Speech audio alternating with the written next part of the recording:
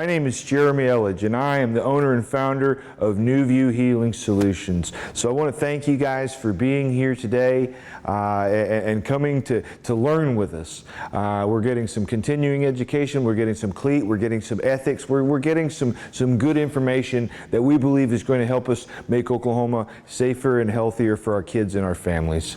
And that matters a lot. So we appreciate you guys for being here and supporting what we do. I will tell you just a hair about myself, and then I want to introduce my team, and then I want you guys to introduce yourselves to us. So again, I'm a licensed clinical social worker, and so I've been doing social work in Oklahoma since the early 2000s. And so I graduated from the University of Oklahoma. Is there any Boomer Sooners in here?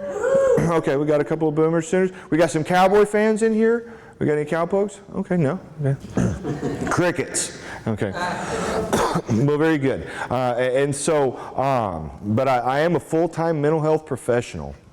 One thing that will become apparent today at different times, I am not a professional talker. And I'm a doer. I'm a doer of the work like you guys, and so I'm kind of proud about that. I've been to plenty of clinical trainings before with some very brilliant people, and they did a really good job of letting us know how smart they were. Lots of big words. Think that it's really important that we make information that helps people help people real and accessible. And so I've been practicing social work. I actually work for the Oklahoma Department of Mental Health and Substance Abuse Services, ODMH, and I work out of Norman. Actually, I work for the first community mental health center in the state, or in the nation, and it was founded, actually kind of started by an initiative with John F. Kennedy. So, pardon me. So really proud to work in community mental health, because community mental health is where we treat everybody regardless of their ability to pay, because it was recognized long ago that when we don't treat the mental illness in the community, we incarcerate and we bury people. And so I was a part of one of the first trauma grants in Oklahoma. I started in inpatient care, and I worked at a children's hospital where a child was able to complete a suicide. They died in our care, and we were supposed to be watching them and taking care of them. And so I've been, they said I'm one of the only trauma specialists in Oklahoma trained by the National Child Traumatic Stress Network. And when they first gave me my business card and they said that, I said, that sounds very fancy. But over the course of my career, I have come to specialize in trauma and have studied this exhaustively. And so I hope to have some things to share with you on the topic today, because it's really, really important. Oklahoma, by many measures, is #1 in ACEs. #1 in the nation in traumatizing children. And so we got born and raised Okies in here. Yeah, I'm from Oklahoma, born and raised, and it hurts my Okie pride to hear about some of these first and worst kind of statistics. And so I was a part of one of the first trauma grants, and I didn't write the grant or anything. I can't take any kind of credit. I stumbled into the job and it fit. It was something that I think I was supposed to do, perhaps. And so we measurably improved outcomes at our children's hospital. We didn't have any more deaths. So trauma-informed needs to be real, because we've heard about trendy language that kind of comes in and out in our treatment. But being trauma-informed, it's about life or death. It's about life or death for the people we interact with in the community as law enforcement officers, and it's as students in the classroom, and as patients in our clinics. And so there's a lot of injured people doing injured things. And so the grant ended, though, and then we didn't have the resources or anything to do this anymore, to do the training that we were offering in the community that was funded by SAMHSA. So a few years later, after we'd been doing these conferences and trainings with our grant, people were calling me and inviting me to speak at different things, and I said, I wonder, if I just plan my own event, will people come? If you build it, will they come? You guys came. So that's really special. New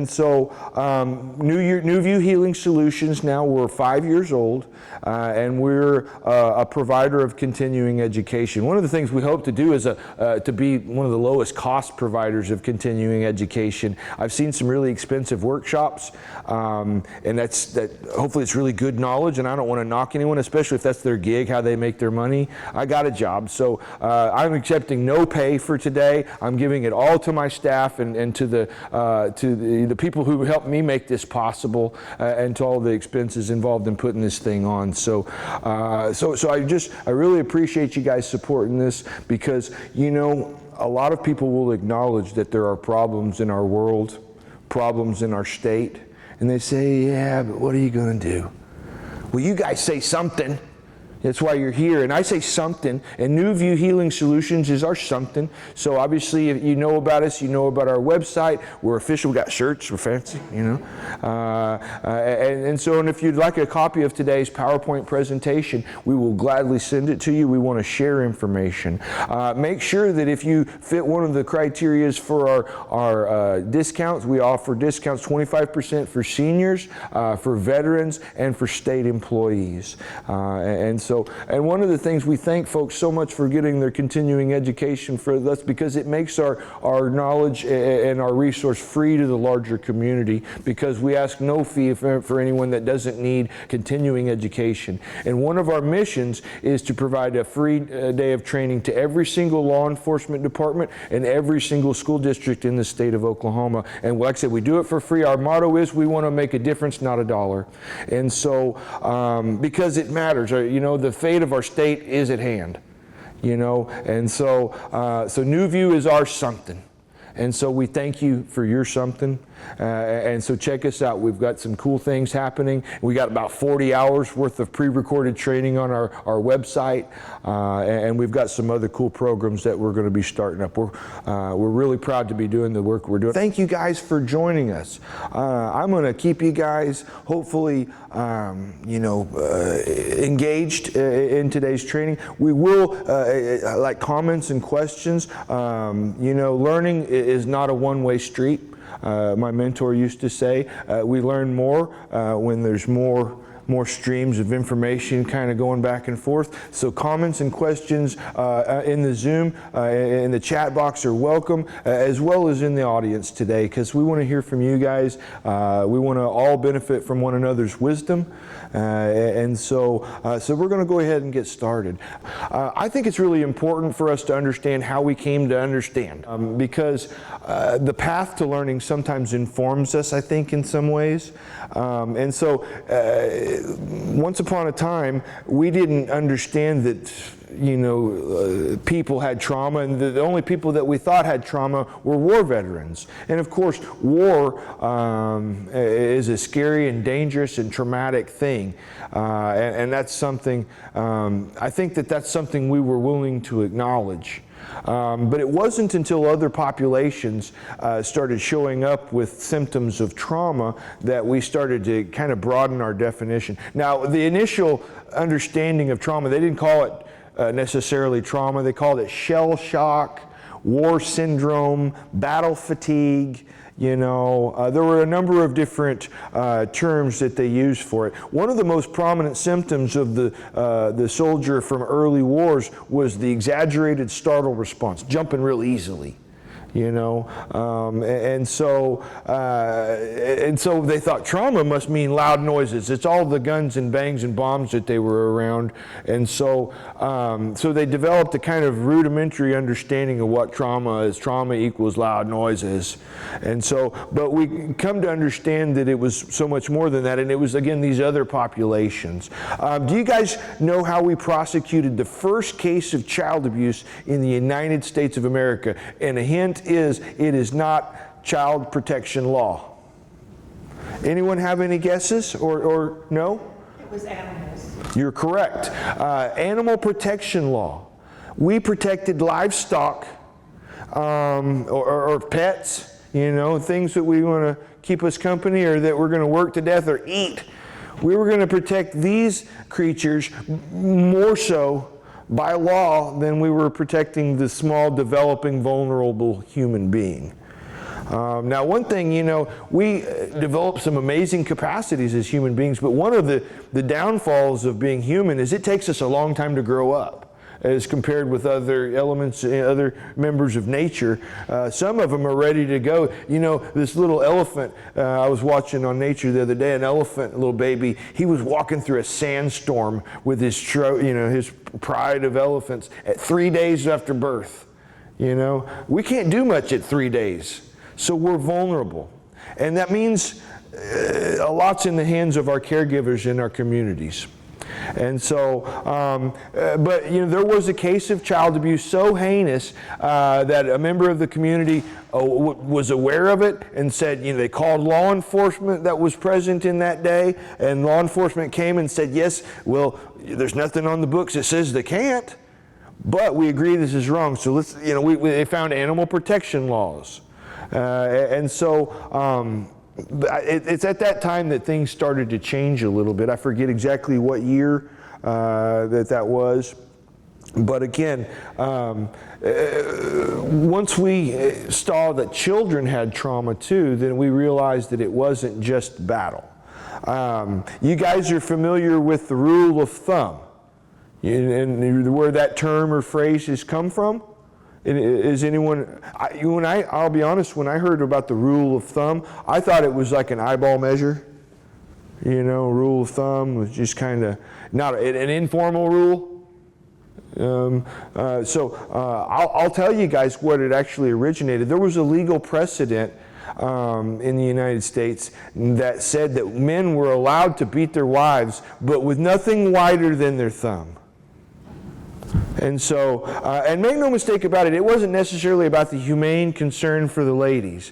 Ladies were caregivers. Ladies were, child raisers. They tended to the home and to the man and to the child. So typically, when women were being bludgeoned, when women were having their skulls fractured, and when they were becoming incapacitated or dead, it was a great inconvenience to the community. A judge, now like I said, they didn't pass a law, but it says, we're not going to say you can't beat them, fellas. But again, something no wider than your thumb. And so that lets you know a lot about our culture in that time, because it was perfectly legitimate and legal. If a woman and her children went to the local sheriff back in those days and said, I'm being harmed at home, we're going to die, we're going to get hurt, you help us, you were very often sent back to your abusers. Because the culture said, this was family business, we don't talk about this. Why is it that we could talk about battle, but we couldn't talk about domestic trauma? Why do you think that is, guys? Any thoughts? Because battle was about men. Yeah, that's men's trauma. We can acknowledge the harm of men, you're right. And so, there's often been a stigma, a kind of built-in shame that comes when we're harmed in our homes, when we're harmed within our intimate relationships. We know that the danger's out there, out those windows, down those streets, on the news, in another country, in another state, in another community. But it does a special kind of harm to us when we're harmed in the place where we're supposed to be able to go and get away from it all, the place where we're supposed to have sanctuary. When we can't have that, then it does a special kind of harm to us. And so we recognize that many populations actually had trauma. But again, some of those traumas we weren't willing to acknowledge. We were not willing to acknowledge the trauma of the Native American human because they weren't human. One of the things that we are going to, I'm so pleased and proud that we're going to have brave people, because there's a lot of people that lost their minds out there that can't talk about race anymore. And so we're going to talk about a little bit about it, not a lot, a little bit. And I think it's important for us to acknowledge our foundations, because child abuse has not been eradicated. We haven't wiped it out, like polio. We have not wiped out domestic violence. And so there are still, we haven't wiped out racism. So I think it's important for us to kind of go back to the foundations and understand that America is not unique or terrible. Most countries, most ancient peoples were scared of one another. So it's not wrong for us to acknowledge that there were some racist foundations for our country. In fact, there was a whole group of states, that wanted to start their own country so they could own people. And we can, talk a little bit more about that, but, the indigenous peoples were largely massacred and relocated to the worst parts of the country where the resources weren't as good, where the hunting and fishing and farming was more difficult and challenging. And so, but one of the things it's important for us to recognize, they actually quoted the Bible. They used the good book to do a bad thing. Because in the Bible it says that man is given domain over what? The birds in the air, and the fish in the sea, and also the beasts in the field. And those people with long hair and bones through their noses and wearing clothing that's way different and talking different and practicing different types of living on the planet, those people they're not human. So we can do whatever we want with it because they're barbarians. We got to show them the way. And that same scripture was used with the ownership of the African people, the enslavement of African people. And so one of the things I think it's really important for us to recognize is, the Hitlers of the world, the slave traders of the world, they convinced others that it was a just cause. The slave owners, the people who benefited and had nice big plantations and all kinds of fat stuff, they didn't fight in the Civil War. They convinced poor boys that African American people were, black people were going to rape their women and steal and all that stuff, that they were less than. So it's important for us to understand our foundations. When we started to protect some of these other marginalized groups, said, heck, Black people and Native American people have trauma too, come to find out. It wasn't just women and children. So again, examining the trauma of different populations certainly has helped us recognize and have a better understanding. We have to understand the problem before we're able to more effectively treat it. So what's next? History of policing citizens. Okay, so one of the things, when we go back in our history, I think we have to kind of look at what the laws of the land were. Once upon a time there were different laws, and one of the laws was that slavery was a thing. And so, but I think it's really important for us to examine culture and how, I learned from someone who learned from someone who learned from someone who learned from someone who learned from someone. And so, policing is not a racist institution, but it had some racist foundations because the guys who went to work every day to just protect the community, the laws on the books and their commanders and their chiefs said, one of your jobs is to help people maintain the ownership of people, and you do your job. So that wasn't, it was the norm of the day. And so we don't want to, beat up on officers and say, that policing is a racist practice or whatever. It very much has been influenced in its early foundations, just like we still see child abuse, just like we still see domestic violence. So we have to kind of recognize culture. I'll tell you guys a little story. When I was working at the Children's Hospital, before I'd lost my vision, I worked in inpatient care where we took care of kids that were in danger of killing themselves or someone else. And so at this children's hospital, I was new at first, in direct care, finishing school, working directly with the kids. And I will say direct care staff people are like the most important in a residential or acute, in a hospital or group home setting. We've really got to support those people. But working in direct care, I remember one day there was downtime. The kids were in class or in a group or something. And I was working with a veteran staff. He had been there at least 30 years, old Jesse. And so I was wiping up something on the counters, and then I think I was going to sweep or mop or something. And he said, "What are you doing, kid?" I said, I'm cleaning up, sir. You know, they said in the training, you know. I said, "Well, you don't have to do all that. The place is clean enough. You know, we got janitors and stuff." And I said, "Yeah, I know, but in the training that I went to in orientation recently, it said that you're supposed to stay busy on the unit and try to keep it orderly and, you know, have something to do to keep yourself engaged and awake." And he said, "Kid, that's just what they got to tell you. This is how it really goes on the unit, you know?" I said, "Oh, okay."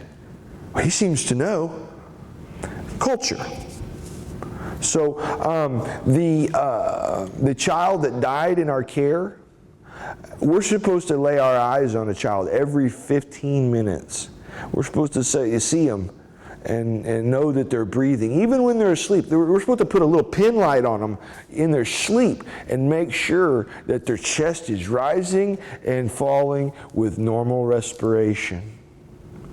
And a new staff went to go and do his 15s. And an old staff said, "Man, they're asleep, they're quiet, they're fine." Okay.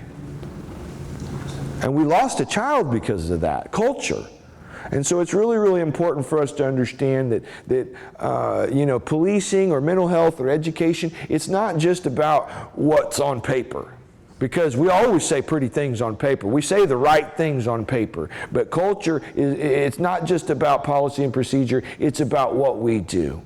And if there have been, you know, impacts from the early racist practices of policing, it is something that we need to recognize and challenge. You know, it is something that we need to recognize because I was at a training. I won't tell you. I trained a police department in northeastern Oklahoma. Well, I'll tell you that. And this was not long after George Floyd. And so there was an officer gentleman that told us that Derek Chauvin's actions were justified. That you didn't know what that person was going through and what threats that police officer was under. You know, obviously I couldn't see the tape, but again, it seemed pretty wrong. And so one of the things that I think that we have to do is stand up and call out what's wrong. You know, and I think it's really, really hard sometimes when it's our buddies, when it's our, people that have to watch our back. You know, and so one of the things that I will never train police officers to do their job differently, because I don't do their job, I don't know their job. And so I'm thankful for the men and women of law enforcement who keep our communities safe. And I think we still need to keep moving towards equal safety in our communities.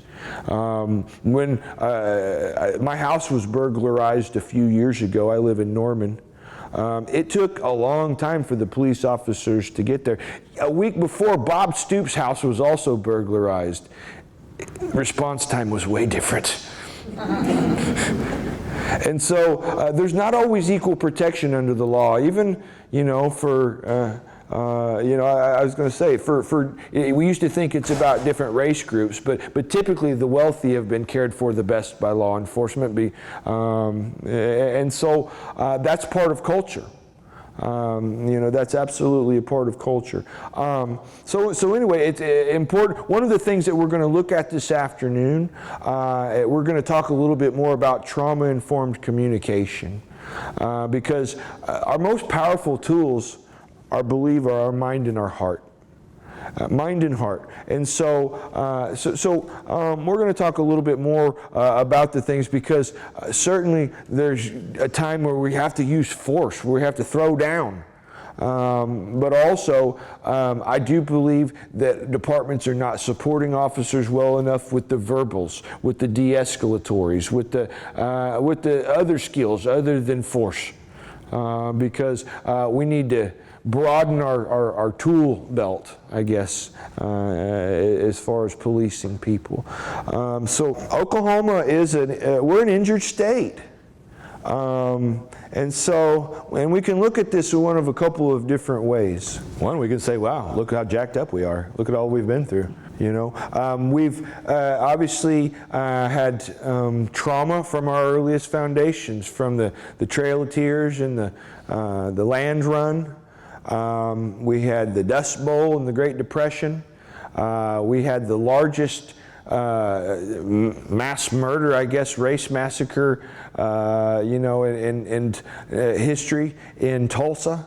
I'm from Broken Arrow in the Tulsa area. They didn't even teach us about it. They didn't even, in fact, this crime of over 300 people, 1,256 structures burned to the ground, these crimes weren't even deemed crimes or studied or anything. They didn't start investigating these crimes until 1997. You know, so that's the year I graduated high school. And so these things happened right down the road from me, didn't know. History they tried to bury, literally. And so, again, we had the worst domestic terrorism. We just had the anniversary of the Murrah building, I think 30, how long ago? 28 years. I was in the 10th grade when that happened. And so we've got, you know, some of the wickedest weather in the world. And to all us, that's just kind of the way it goes. It's normal, you know. Tornadoes.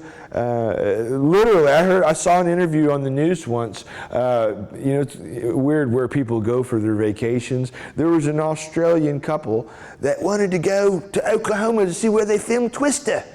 I mean, so and that's just normal to us. Yeah, time tornado sirens, time to do that again, you know. And then we've got the ACEs. Number one in the nation for traumatized children. And so, yes, we know trauma. We get it because we get it. And so when it comes to trauma, though, I think it's also developed some strength in us, some hardness in us, some, you know, resilience. And that's what we need to tap into. That's what we need to make more, I guess, infectious among our Oklahoma populations. Because I will say, since we know trauma, other states have had to call on us and call on our strength. That's something that makes me Oklahoma proud. Because, you know, when they had 9/11 happened, you know, they had never seen anything like a building falling down on hundreds of people. Who'd they call? You know, and when they'd seen the trauma of the people that had been impacted, you know, they'd never seen anything like that. They called us. You know, when Katrina happened, they'd never seen weather like that. You know, they'd had floods before, but no, the levees had never broken like that. They called us. You know, so there's something to be proud of, and we need to take the strength that we have as a people and turn our surviving into thriving. Because we are the injured kids that grew up injured, doing injured. And so the ACEs outcomes are really, really important ones to change because, I don't know, I mean, does it seem like society is heading in a positive direction right now? Yeah, I mean, so I apologize because I'm a mental health professional and I'm going to work with you guys on evidence-based strategies. I know, but I should talk more boring, right? I should talk more boring because I'm a clinician. I get kind of passionate. I get kind of passionate about this stuff. It matters to me. And so, like I like to joke, what I lack in intelligence, I'll make up for with enthusiasm. You know, I'll start as a clinician and I'll finish as a Baptist minister. You know, and I do have nervous jokes. It doesn't mean I think I'm funny. Laughing will only encourage me. So you guys know what this is, trauma and chronic stress. What's the difference? What's the difference between a trauma and chronic stress? Trauma is a noticeable event. Sometimes you don't notice your chronic stress. You know, our jobs can be chronically stressful, you know, and you know, in a chronically stressful job, nothing big, nothing majorly eventful can happen that day, but your heart was still beating hard, you're still hyper-focused on certain things, you know. So trauma is a noticeable event typically. Now, I will say, well, when I was at the Children's Hospital, one of my jobs once I kind of got out of school was to do trauma assessments on children that came through the facility at intake. And so for a few years I did that. I did trauma assessments on between 2,000 and 3,000 children. Heard lots of scary stories.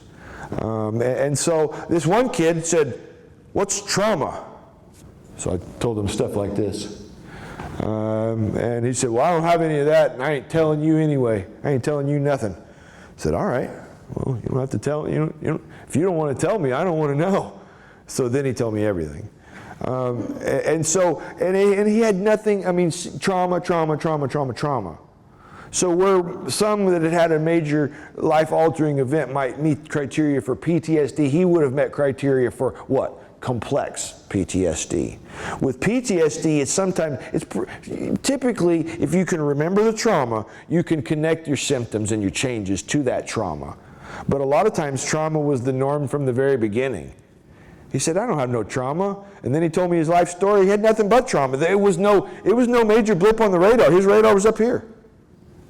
And anyway, but trauma is something that we all get. I do believe being human is in some way traumatic. If you have had no trauma in your life, I need to make it around and get a high five. Maybe hang out with you some more, because you're doing it right. But most of us don't get out of life without some trauma, and some get it a lot. And we know that when our brain and body is still growing, it's doing its most significant harm. These are the injuries that are more difficult to bounce back from. These are the injuries that kids really need help navigating. So it's really important for us to recognize it's not just a metaphorical injury. They've been through a lot, so we'll go easy on them, unless they make us mad or break the law or do a drug, or something like that. But trauma was something that we understand. They've been through a lot, so we talk softly around them. But we didn't always understand, what it is. But trauma is a measurable thing. Well, first off, our feelings, people want to treat feelings like they're these pink fuzzy pillows that we talk about with the sensitive types like myself with letters behind the name, But really, feelings are electrical impulses released by our nervous system and our brain. And so there's no such thing as a bad or wrong feeling, but you can get an intense dose of your own electrical and neurochemical response to a stimulus. Your experience can be too intense, and it can leave a lasting impression on your brain and on your body, and that is now measurable. When I was a kid, I rode a motorcycle. You guys have heard me tell that story. I got hit by a truck on my motorcycle, for those of you that didn't hear the story. And I was busted up pretty good. I was very fortunate to have survived that injury, set of injuries. I had bones poking out of me, and some pretty clean breaks, fortunately. But anyway, the doctors told my family, buckle up, he may be hard to live with for a while. And for the first few days of medication and visits from the cheerleaders, I was on the football team, I was doing pretty good, but then, they started tapering off my harder meds and less visits and lots of pain and immobilization, and I couldn't play football anymore. And, I was feeling pretty bad from what I can recall. And I think I was kind of moody a little bit. I think I was just a little bit emotional, maybe a little bit of lashing out. And I think for the most part, my family bore with me because they could see that I was badly injured and I was in a lot of pain. Now, people who are traumatized, sometimes, we can see it on the outside of their body, the broken bones, the scars, the wounds, the bruises. Sometimes we can see that. Sometimes those are fresh enough to see, but sometimes not. So it's important for us to understand trauma changes our brain. Our brain is use dependent, and it's most actively developing in the first 5 to 7 years of life. And so if we're having intense neurochemical, electrical injury experiences in those years, then we're using our brain wrong. And of course, kids don't have much choice about that. But our limbic system is our emotional brain. And so it's use dependent based on how it's stimulated. Each new experience, activates something in that young brain. And so let's say that now the limbic system is not a right-left brain kind of thing. I want to be clear about that. But the limbic system, let's say on the right side, for the simplicity of this illustration, is my positive emotions are firing. So when little Jeremy gets a hug, when little Jeremy gets a compliment, when little Jeremy gets a milkshake and a grilled cheese sandwich from his grandma, then dopamine is being produced, and positive emotions are being experienced, and therefore my capacities for those emotions are developing. And so another part of my brain is firing when the dog barks at me, when I'm scared of the dark. I had this E.T. doll. I liked him during the daytime, but he had to be locked up at night. But every time my fear or my sad response is firing, when I don't get the cookie before dinner, then that's developing the other part of my brain that doesn't experience as much, the more negative reactions to life. And so now this part of my brain is also firing when people yell at me, hit each other, loud noises, scary, events. And so when that part of our brain is worked out too often or too intensely, it becomes overdeveloped. We can scan your brain and see it. We can see that part of my limbic system has become overdeveloped with trauma, if that is the case in my brain. And so we can see trauma changes our heart. Even in sleep, your resting heart rate, if you're a traumatized person, is you have more beats per minute. They have a control group that didn't have trauma. Again, I don't know where they found these people, but they had a more regular respiration and heartbeat. Respiration is another thing. When we are traumatized, we tend to hold our breath. Do you ever notice that when you're really focused or when really stressed, you're like, oh yeah, I need to breathe. And then you allow yourself that relaxing breath.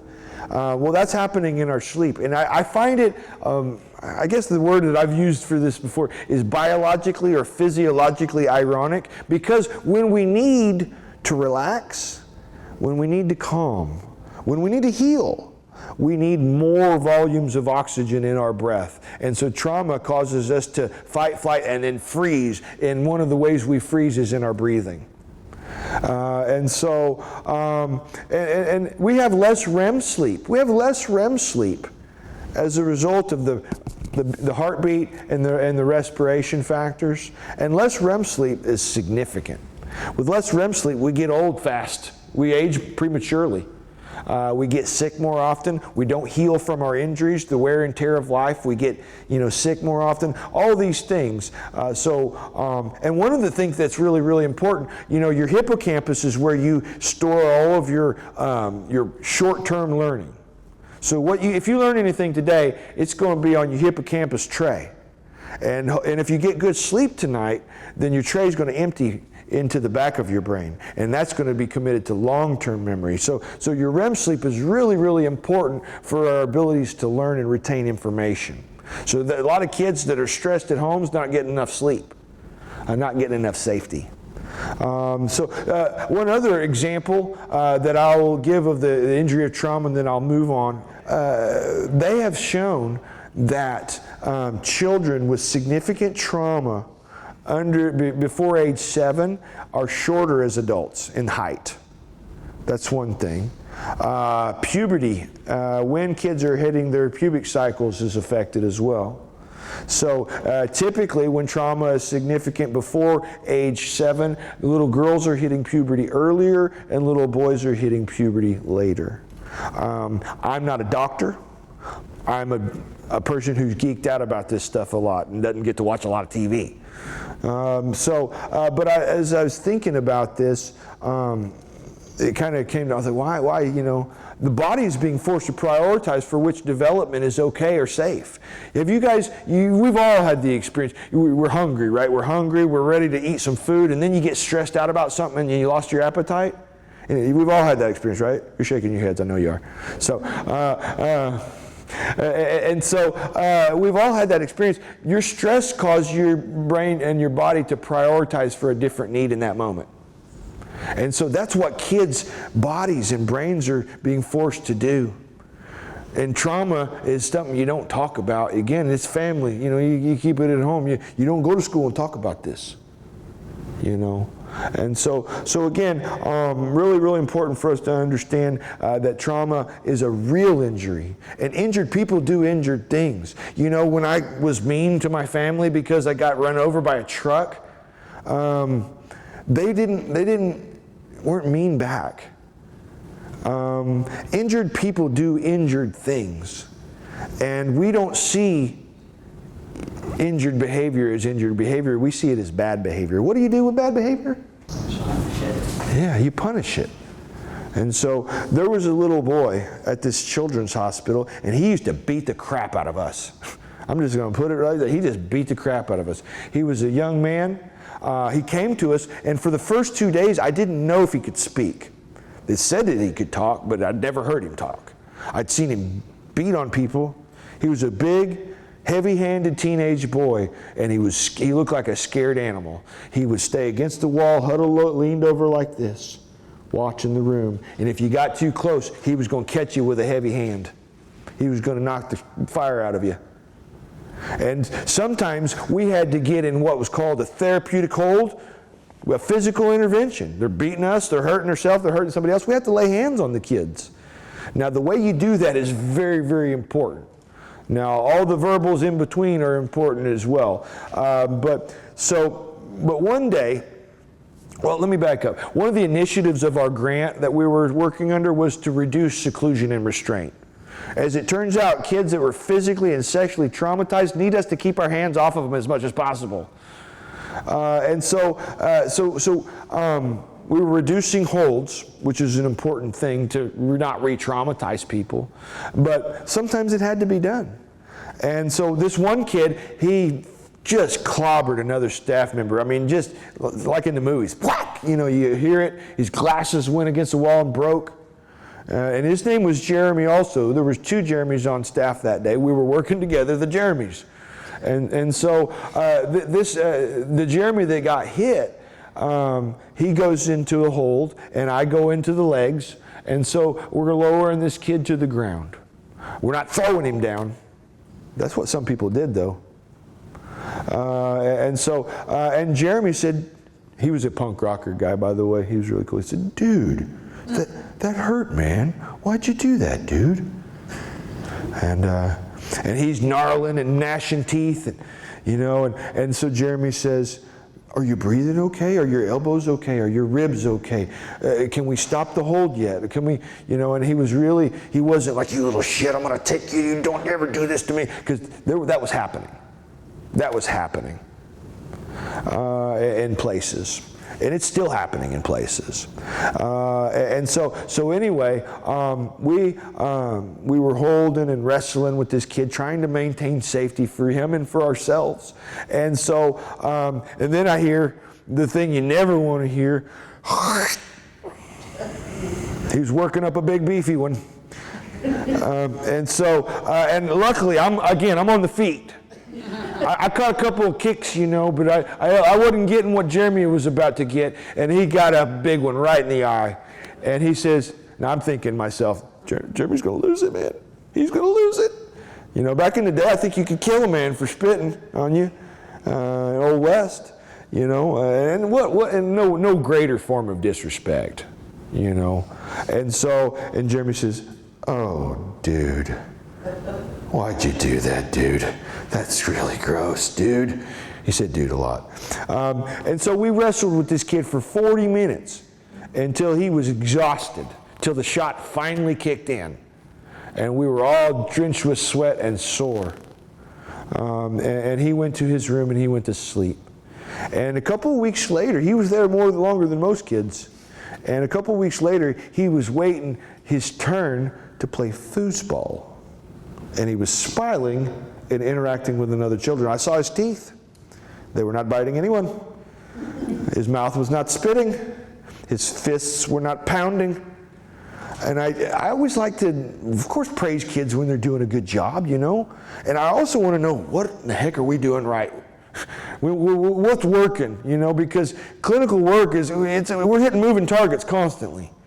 And so with this kid, I said, you're doing so much better. High five, man. Proud of you. What's worked? What's helping you? And he said, you know, when I first came here, I was bad. I said, you know what? You're just an injured kid doing what injured kids do. I thought it was the greatest thing to say. Yeah, I thought I sounded so smart. Fancy. But he said, yeah, but when I first came here, I was bad. I was tearing the place up. I was hurting people, spitting, kicking. He goes, I remember I even spit on that guy. I said, I remember, yeah, that was pretty gross. He goes, and that's when I knew y'all cared. What do you mean? Now you got me puzzled, kid, because y'all wouldn't do it back. A lot of times kids don't have control over their behavior, their emotions. Kids' brains, it takes our brains 25 years to become fully developed. This kid couldn't tell us what was wrong. And in systems of care, a lot of times if you act injured, the systems of care will act injured back with you. And so the work that we're asking teachers and mental health professionals, direct care workers, law enforcement, we're going to take some punishment, guys. That's what we signed on for. But when we can refuse to be injured back with somebody is when they can help find some control. So anyway, we've got some other information on how we can do that today. So I don't want to get caught up in my stories. I'm a storyteller. I believe that's part of my Cherokee heritage. What's next? Natural symptoms of trauma. Yeah, it's important for us to understand the natural symptoms of trauma. Again, as a clinician, as an officer, as a professional, as a human, you're going to recognize some of these symptoms, and not perhaps just in those who you work with. I think it's important for us to note that these are normal symptoms. Normal, what's that mean? Well, when I thought about mental illness before I was a mental health professional, you know, we got many seasoned professionals in the room, but before you were a mental health professional, what did you think mental illness was? Straitjacket. Straitjacket, absolutely. One flew over the cuckoo's nest. Absolutely. I thought about the most dire and tragic cases of mental illness where people really didn't know what was going on. You know, people that we would term crazy. You know, I didn't know that normal, healthy, functional human beings could have mental illness. I didn't know that people, if you hurt them bad enough, they become diagnosable. I didn't realize that. I thought mental illness was all genetic. You were born with an unfortunate disorder. It affected your development, your sensibility, and your functioning. And so I didn't know that anyone could struggle. So these are the normal symptoms of trauma, and I think this is something I've done in psychological education groups with kids about, because we want to help kids understand their own injuries and their own symptoms too. And I think part of psychological education, which I'll touch on later briefly, but part of psychological education is helping people forgive themselves for being injured and doing injured, because self-esteem is pretty important. If you feel worthy and like, I can do this, I can make it, then you're going to try hard. But if you feel like a piece of crap that's always been told you're not any good, you're not going to do good, there's no chance, you know, if you feel like crap, you're going to do like crap. And that's where your efforts are going to be. So we've got to help people understand anyone can have these symptoms. So re-experiencing or intrusive symptoms, that's where we think about things we don't want to think about. We remember things we don't want to remember, and we have cognitive and emotional disruptions. This is where the past disrupts on the present emotionally and cognitively, and what we feel and what we think about. And this can come out of the blue, or it can come in response to triggers. And triggers are typically anything in the environment that connect to a memory. And typically our triggers are most commonly olfactory, occipital, or nose, what we smell, what we hear, and what we see, for you sighted folk. But those are our triggers. We can be doing okay, and then a trigger happen, and then our mind is off to the races. You know, a lot of kids are misdiagnosed or perhaps correctly diagnosed, I don't know, with attention deficit. Maybe it's because they just needed a pill, or maybe it's because they're not safe. Maybe they're too busy re-experiencing what happened last night or last week, or worrying about what might happen tonight. And so hyperarousal is next. Hyperarousal is the physical component of being traumatized and being harmed. You know, cognitive and emotional is the first one. So this is the lasting impression that's left on our body. This is the increased startle response. This is the increased heart rate, the change in respiration, being overstimulated easily by too much sound or activity or noise or movement, too many people in one place. You know, we see soldiers, veterans, officers don't like to be in the front of the room. A lot of times I see them at the back or the side of the room where they can know who's coming in and out. Nobody's going to get behind them. You know, and so hyperarousal can cause people to go from anxious to agitated to ticked pretty quick. And so, and these things, again, come in response to triggers. One of my triggers is when car tires screech near me, or when Martina drives. I'm just kidding. Just kidding, babe. But again, my stomach shrinks involuntarily when I hear tire screech. And so that's an example of a hyperarousal trigger, and it's unconscious typically. So there's avoidance and numbing. Dissociation is the next one, I believe, and this is what comes in response to all the other things. You know, avoidance. Well, the root word is to avoid, and well, we all want to avoid. If I don't do a good enough job for you guys today, you're going to start avoiding with your Twitter and your Instagram, and you know, you're going to go to another place. But we all do that sometimes. We all need a break from whatever we're doing to go to another place in our mind. I think that's healthy. Now, when it happens excessively, obviously it's problematic.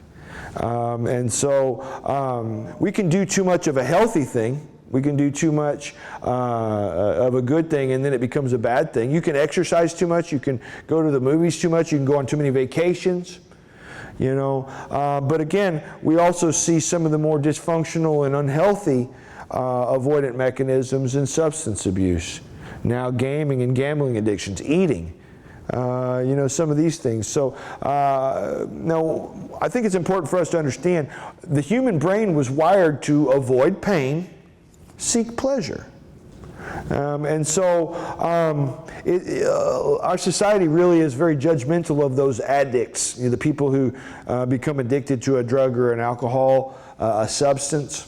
Now we have a society that's geared upon, you know, supplying addictive chemicals everywhere. And so one of the things that I think it's really important for us to understand, our brains were developed in ancient times at a time, they called it a time of scarcity. The things that caused us pain were many. The things that brought us pleasure were few, scarce. And so in this way, our brain would, we would stay away from the things that would try to eat us, obviously, and we would gravitate towards what felt good, tasted good, felt safe and warm and cozy. And back in the day when there was a world of scarcity, it made sense to avoid every pain and seek every pleasure, because that was probably going to be good for your survival. Now, this day and age, to avoid everything that's unpleasant, and and to gravitate towards what only feels good or brings pleasure is dangerous. We have an increasing number of the population that says, if it ain't fun, I don't want to do it. School, I don't do that. That's boring. Work, I don't do that. That's boring. But again, it's really important for us to understand how pain works. If the example I've often given is that I touch a hot burner on accident, because I'm clumsy. No, I touch a hot burner on accident, and a pain signal goes through my nervous system at over 1,000 miles per second, really quickly. And it's quick because I need to know that I'm hurting myself, so I stop it. So I pull away quickly so I don't scald myself, so I don't blister myself, so I don't injure myself. A lot of times, people are not able to pull away from their pain. People are not able to pull away from their pain. Some kids have their lives and their hands left on the burner for 18 years. And so what do you do if you can't get away from the pain? You develop maladaptive coping mechanisms. You try to find some way to not feel the pain. I had a family member who went to the Vietnam War and served because the leaders said that was what they were supposed to do. But now in the Vietnam War, my uncle, he saw buddies impaled. He saw terrible, scary things. And you would sit on the perimeter. When it was your turn to watch the camp, you had to sit out there with a machine gun and listen for any sound, any movement, any crack of a twig that might mean you and your buddies are in danger. So it's a job you took pretty seriously. Your shoulders would get real tense. And then you would be relieved after a number of hours, and you would go back to a tent, and you would tell you to sleep. When your shoulders have been like this. And so the thing is, a lot of guys, but they also had marijuana, they had alcohol, and they had opium, among other things. And so now we know drugs are bad, alcohol is bad, but you know what? I can't get my heart to stop racing. And I'm going to have to go back out on watch again in 12 hours or 8 hours or whatever. So you drank a couple beers, you smoked a couple doobies, maybe even did a little heroin. Because when you're in crisis, whatever works, right? But see, the brain remembers. The brain remembers what worked in crisis, and it goes back to it again and again. It's kind of like, if you got out of the machine gun fire and, only to go into a snake pit, you could fight off the snakes mostly, or, whatever. It was not an appealing option, but it was out of the machine gun fire. So a lot of times what people have not found is new places to take refuge from their symptoms of trauma. Because when the stress or the triggers hit again, they're not going to find new holes to dive into. They're going to go back to the same snake pits. So fear, distrust, shame, and guilt, these are, trauma is in the class of anxiety disorders, and I see a lot of extremes. We either trust everyone, we trust no one. I've seen that extreme. Neither, of course, is healthy. And shame and guilt, one of the things I see, I've worked with a number of officers and veterans that felt terrible that they didn't die when their buddies died. They felt bad because they got to go back to their families and their buddies didn't. Or I remember one guy, he was talking about how he should have been able to prevent this explosion. And I've heard that again and again and again among accounts from veterans and from officers. I should have been able to prevent that. But rationally, there would have been no way to predict, no way to stop that bullet, no way to get the truck off of that IED. There would have been no way. But they call this magical thinking irrational guilt. And we see it with kids too, We see some kids get worse abused in families than others. We also, one of the things that I recognize too is a lot of kids see themselves as bad kids. And it's one of the worst things that they can ever, perception is reality. And so shame and guilt, I do believe, when someone has hurt our body or touched our body or beat us up, especially if they were supposed to take good care of us, there's a shame that can go along with it. But also, if you go to school and you don't know why you feel as bad as you do, and you become overstimulated, and then you act out, and then you're told by your school and your principal that you're in trouble and that you're bad, and then you're sent home with a paper for the school that says you're bad, and then your parent says, yeah, well, you're in trouble because you're bad. There's a theme that starts to develop. And if you believe you're bad, you'll do bad. I won't tell you my story, but I was an injured kid. And I did a lot of injured things. And I went to a juvenile detention center for a little while at age 14 for major crimes. And I believed that I was bad. And so when I come to understand trauma and when I was able to forgive myself, I said, you mean I'm not bad, I'm not crazy, I'm not, You know, these things, like I've heard other kids say, I was just an injured kid doing exactly what injured kids do when they don't get it and they don't have support, when they don't have safety. And so it's, you know, I guess that makes this mission of mine here at New View and in this work that we share really important. Because, you know, a lot of us, we couldn't make it right for ourselves. We were going to make it right for somebody else. There are so many kids that are trying to climb out of the dumpster, and they need a hand, not a foot. I like the way I put that. That's one of the things about having a vision impaired presenter. I don't always know what I'm going to say or how I'm going to say it. Makes for some nice spontaneous conversation and the occasional foot in the mouth. But I will never read you my PowerPoint presentation. I'm not going to Ben Stein you guys today. So those are the normal, natural symptoms of trauma. This is what anyone can have, and many do have. And a lot of times I will also note that sometimes when we start to loosely meet criteria or meet only 2 or 3 of these criteria, it doesn't, you know, they don't call it trauma anymore. It's just depression or anxiety or some other type of disorder. And when trauma falls out of the name, we forget that trauma is part of the reason. And we don't treat it that way anymore. So I think it's really important. And you know, by the way, which version of the DSM are we on now? Number 6? Is that 5? Yeah, we're on number 5 now. I should know that. Words. You know, 5 times now the things that we believed were correct and most, you know, statistically accurate, they keep changing. Human problems don't. Not that much. But our understanding and therefore our human words keep changing. And so this one kid told me, he's like, yeah, I got all these disorders. I'm bipolar, I'm this, I'm that. I'm like, so first off, for your age, you can't even be bipolar. But he said, yeah, but I'm this and I'm this and I'm this. He didn't even say I have these things. He said I am these things. And so I said, you know, scrap that, kid. I said, you're just an injured kid doing what injured kids do. Again, I thought I had some real smart words. And he continued to tell me about his disorders. And see, people outside of our profession don't really get it. I said, you know what? I've got to say something's wrong with you in order to get money from your insurance. You know, we're governed by the medical model. I got to pick a word out of this book here that's approved by the medical model that says that's an acceptable reason for us to pay for your treatment. I said, really what you are, kid, is you're a stressed out kid that's come to struggle with your feelings and your behavior some too.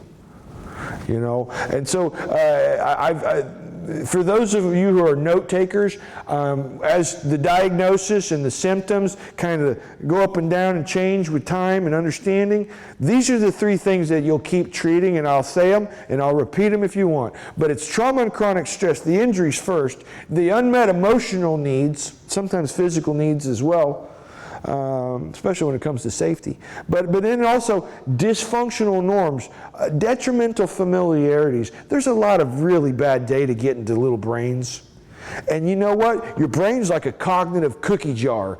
The data that's gone into that brain, when it comes time for you to use your data, that's what you have to pull out.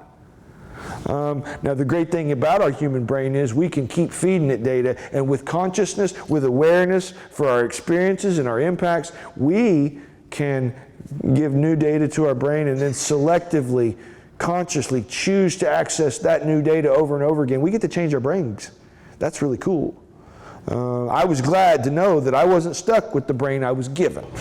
Yes, important to note that the injury of trauma, it's not just because Jeremy said so. You know, but Jeremy does say so. But again, you can see overdevelopment, overactivity. And one of the things that we're going to talk about this afternoon is when we do our music and movement, and why trauma is healed so much by music and movement, is there's traumatic disconnectivity. We need the parts of our brain and body to work together to coordinate functions. And so trauma causes disconnectivity. So that's why we're experiencing things from the past. That's why we're physiologically reacting to the things from the past. Anyway, do injured kids ever challenge our ethics? Yes. How so? So how do injured kids challenge our ethics, our commitments, our values? I mean, you know, we ethically commit to help every child as much as, you know, equally, you know. But the reality is, some kids are funner to help than others, more pleasant to help than others. No teacher would say, I only want to help the kids that are respectful. I'm only going to teach well or really engage well or give extra time to the ones that are nice to me. And the ones that are mean to me or unpleasant or talk different, I'm going to withdraw or reduce my emotional support for those children. No teacher says that, but do you think it happens? Yeah. And so anyway, it's important for us to understand ACEs. I have a book that's eventually going to be out. It's called ACEs, Injuries, and Healing. Don't worry. I'm teaching it already, so you guys are getting the info. But ACEs, adverse childhood experiences. And so this study was done, and I can't remember what's on the screen right now. I wrote this a while back, but y'all can be great for trivia.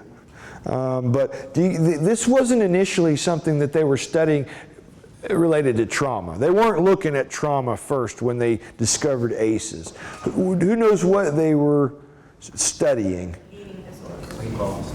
You're correct. Weight loss, eating disorders, eating problems. Absolutely correct. This study, it brought people in who wanted help for weight and eating problems. And so, and the people who were in the study, they had success. Typically, I think most people in the program graduated with quite a high level of success, improved health and weight loss. You know, looking better and feeling better. And of course, they left the program, they graduated, I think they may have had a little ceremony or whatever, I don't know. But they left the program, and what do you think happened? They gained the weight back, correct.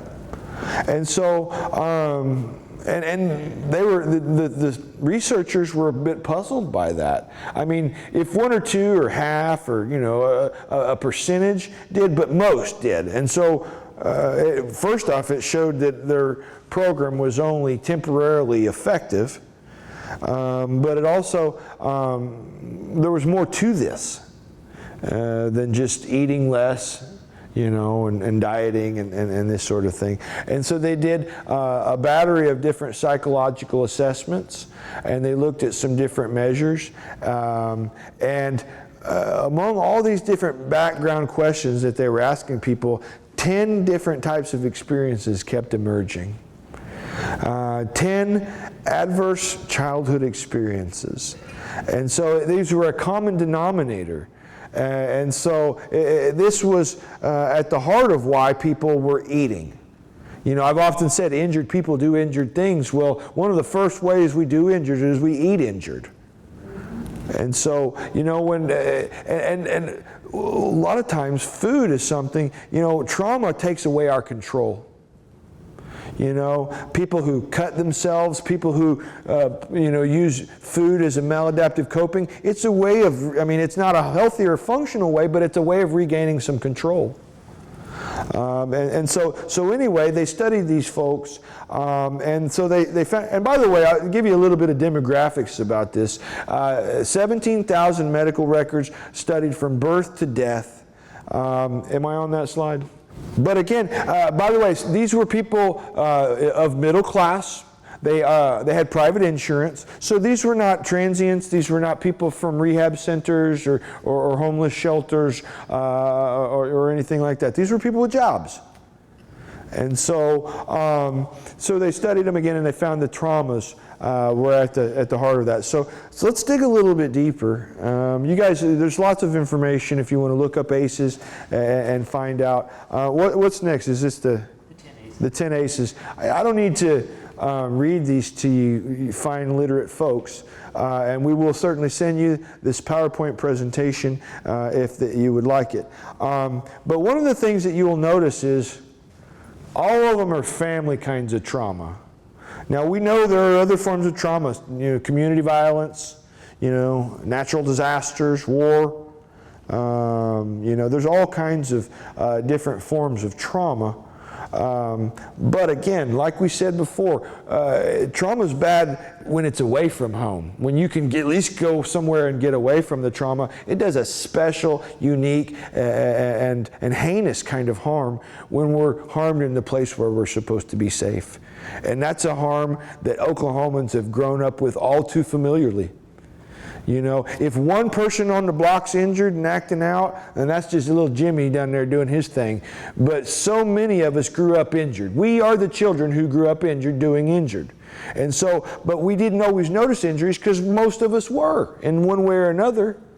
You know, I mean, the law says you can spank your children, and most of us got whoopings, but how many of our whoopings were actually spankings versus abuse? You know, I mean, you know, you can look at these different things. But let's look at the ACEs pyramid next. That's what's next? Yeah. Okay. So on the ACEs pyramid, you can see, of course, at the bottom of the visual representation, the graph there is the ACEs, the injuries, what's happening to initiate the problem. And so as you move on up the pyramid, though, that's where we start to see the maladaptive coping mechanisms. Again, hand on the burner, needing to take my hand off the burner, been out, you know, on watch, seeing my buddies get impaled. I need to find a way to take my hand off the burner. And so a lot of kids are starting to experiment with cigarettes and now vaping. Vaping's the cool thing. Now, when we were kids, to be a bad, cool kid, you had to smoke in the bathrooms. Now it's vaping, you know. These are the kids that are, you know, obviously marijuana is abundantly available, trying alcohol more often. And one of the things that we know, gambling, shopping, and gaming addictions are a very real thing. We used to think that you couldn't become addicted to something unless it introduced a new chemical into your brain and body, but we know that's not true. We can become addicted to the way our brain or body responds to an external stimulus. And a lot of times games are digital babysitters for kids that are neglected and not given the love and support that they're needing. You know, any parent that allows their kid to spend all day, every day on the video game is choosing not to raise their child. And allowing that addiction to develop. And we know that, of course, more trauma is increasing the rate. Trauma is increasing the risk for addiction astronomically because our brain is wired to avoid pain, seek pleasure. More pain means, right. So, the pyramid. So I sometimes have to put my train of thought back on the tracks. But by, you know, adolescence, late teen years, these are the kids that are flunking out, dropping out. These are the kids that are starting to develop some chemical, you know, habits and addictions. These are the kids with problematic peer groups. They're having sex earlier and more often. They're committing crimes. They're struggling to complete their education. They're struggling to gain, gainful employment. These are the people that are starting to develop a criminal record, a health record, a mental health record, an addiction. And again, what happens to, you know, when we're little, so much of the world is dictated to us. You know, it takes, again, 25 years for our brains to be done growing. Because of an early trauma, people can be more likely to be addicted, incarcerated, and dead at an earlier age because of something they couldn't prevent for themselves. And that's where changing ACEs for Oklahoma matters. This is why we need every safe adult, because it doesn't need just officers or teachers or mental health professionals. Any safe adult can do something about this, can have a positive impact on kids.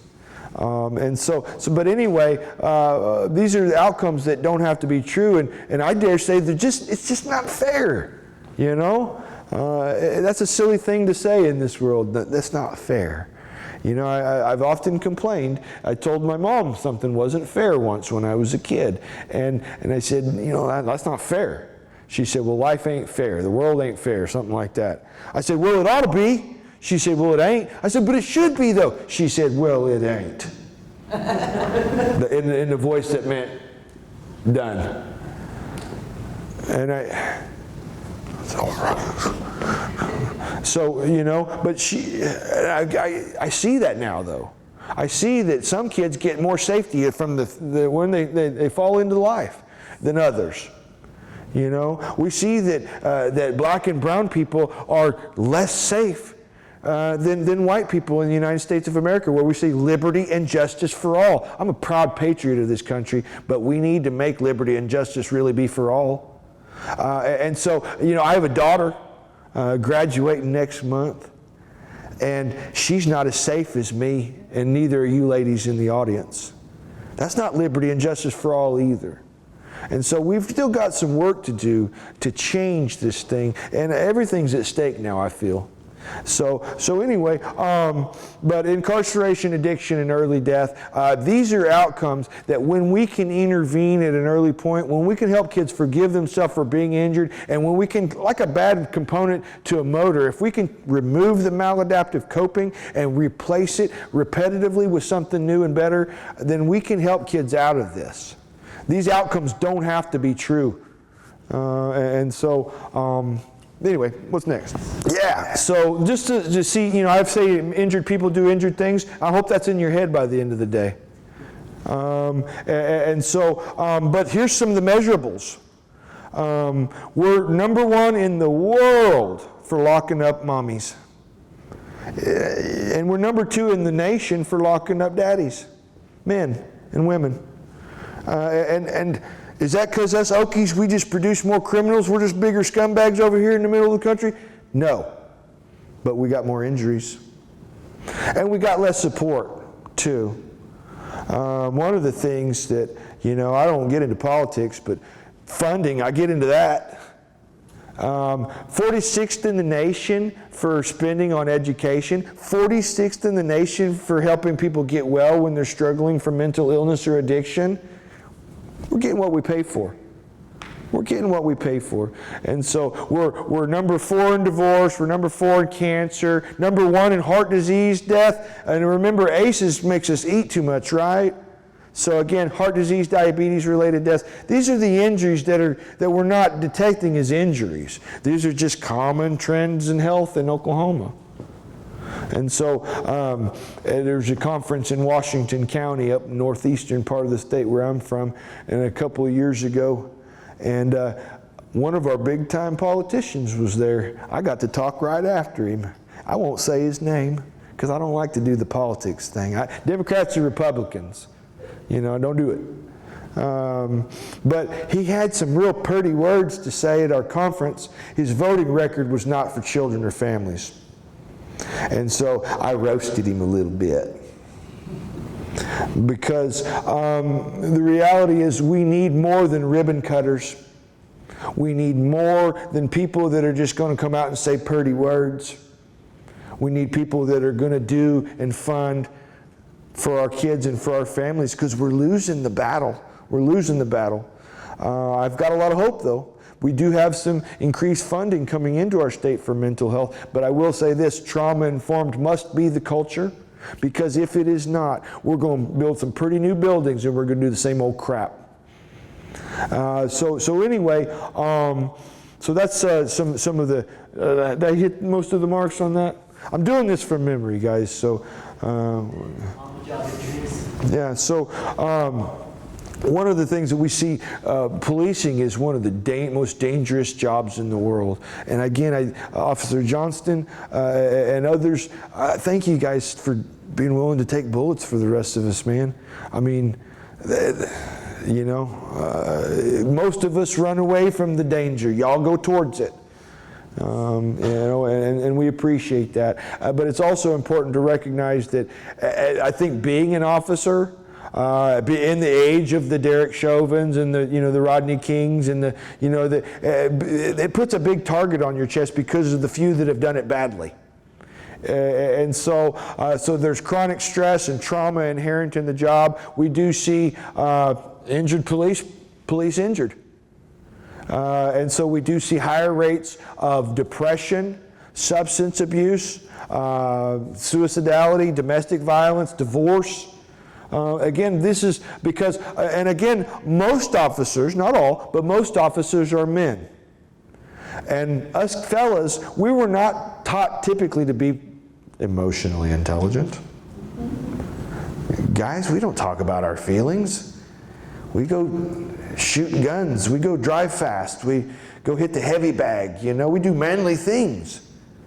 You know, this one old boy told me he'd been in the penitentiary, and part of his release was to come do therapy. Now, he didn't believe in therapy. That's for women and sissies. You know, and I told him, he said, I'm not going to talk to you, but man, will you be cool and sign my paper so I can stay out? And I thought, hey, this would be an easy session. I have a free hour here. That's the bad Jeremy on your left shoulder, you know. But the good Jeremy on the right shoulder said, man, we could get through to this guy. We're pretty good at relating, you know. I was locked up myself as a little kid. And I said, well, man, check this out. I want to try to keep you out of trouble. I said, we don't got to call it therapy. I said, but can I tell you a couple of things? I said, you know, your brain, you know, he goes, I'm not talking to you about feelings. I said, but you know, you don't have to talk to me about feelings, but there is electrical impulses happening in your brain. And if you're not aware of them, they'll get stronger and stronger and stronger, and then they'll affect your heart and your behavior and other. I said, so can we at least talk about the electrical impulses in your brain? I said, by the way, that's a cool tattoo. Check this one out. Found a little relatability there, because I like tattoos. But anyway, and so that's pretty cool, man. He goes, that makes some sense. I'll listen to you. So we talked for an hour, not about our feelings, but about our electrical impulses in our brain and the triggers that cause them, the situations that cause them. Before we knew it, it was like therapy. But again, we've got to help guys see that we're not necessarily saying we need to all hold hands and sing Kumbaya. We're not saying that, you know, we need to cry softly on each other's shoulders. Maybe sometimes, though. Nothing wrong with it. But it's important for us to understand the impacts of the stress that has often become normalized with being an officer, with being a mental health professional, with being a teacher. That's just the way it is. Oh yeah? Well, the way it is bad for people. So anyway, recognizing the on-the-job injuries. What's next? Again, I want to talk a little bit about racism, and I'm proud of you guys for, you know, being the sane, competent, you know, adults that we can talk about this stuff. You know, at one point, you know, I was thinking, I'm a straight white guy in Oklahoma, a southern state. Is this safe for me? Is this a thing I should talk about? Of course it is. You know, so one of the things, again, I think that we should need to recognize, again, tribalism. Tribalism is a natural phenomenon. You know, again, as mentioned before, if a group of people that looked very different than you was coming your way, you might have reason for concern once upon a time. And so, now again, your Hitlers, your slave traders, they have taken advantage of this fear of difference. And they've manipulated it to do mass harm. You know, and again, the Tulsa Race Massacre, the city of Tulsa, the government issued these guns and munitions to white people that wished to do harm to black people. Again, this was basically a government-sanctioned, you know, massacre. And so one of the things that I think we need to recognize, just like child abuse, just like domestic violence, racism is alive and well, and in fact I think it's regressing. We're stepping backward as a society, and it's not necessary.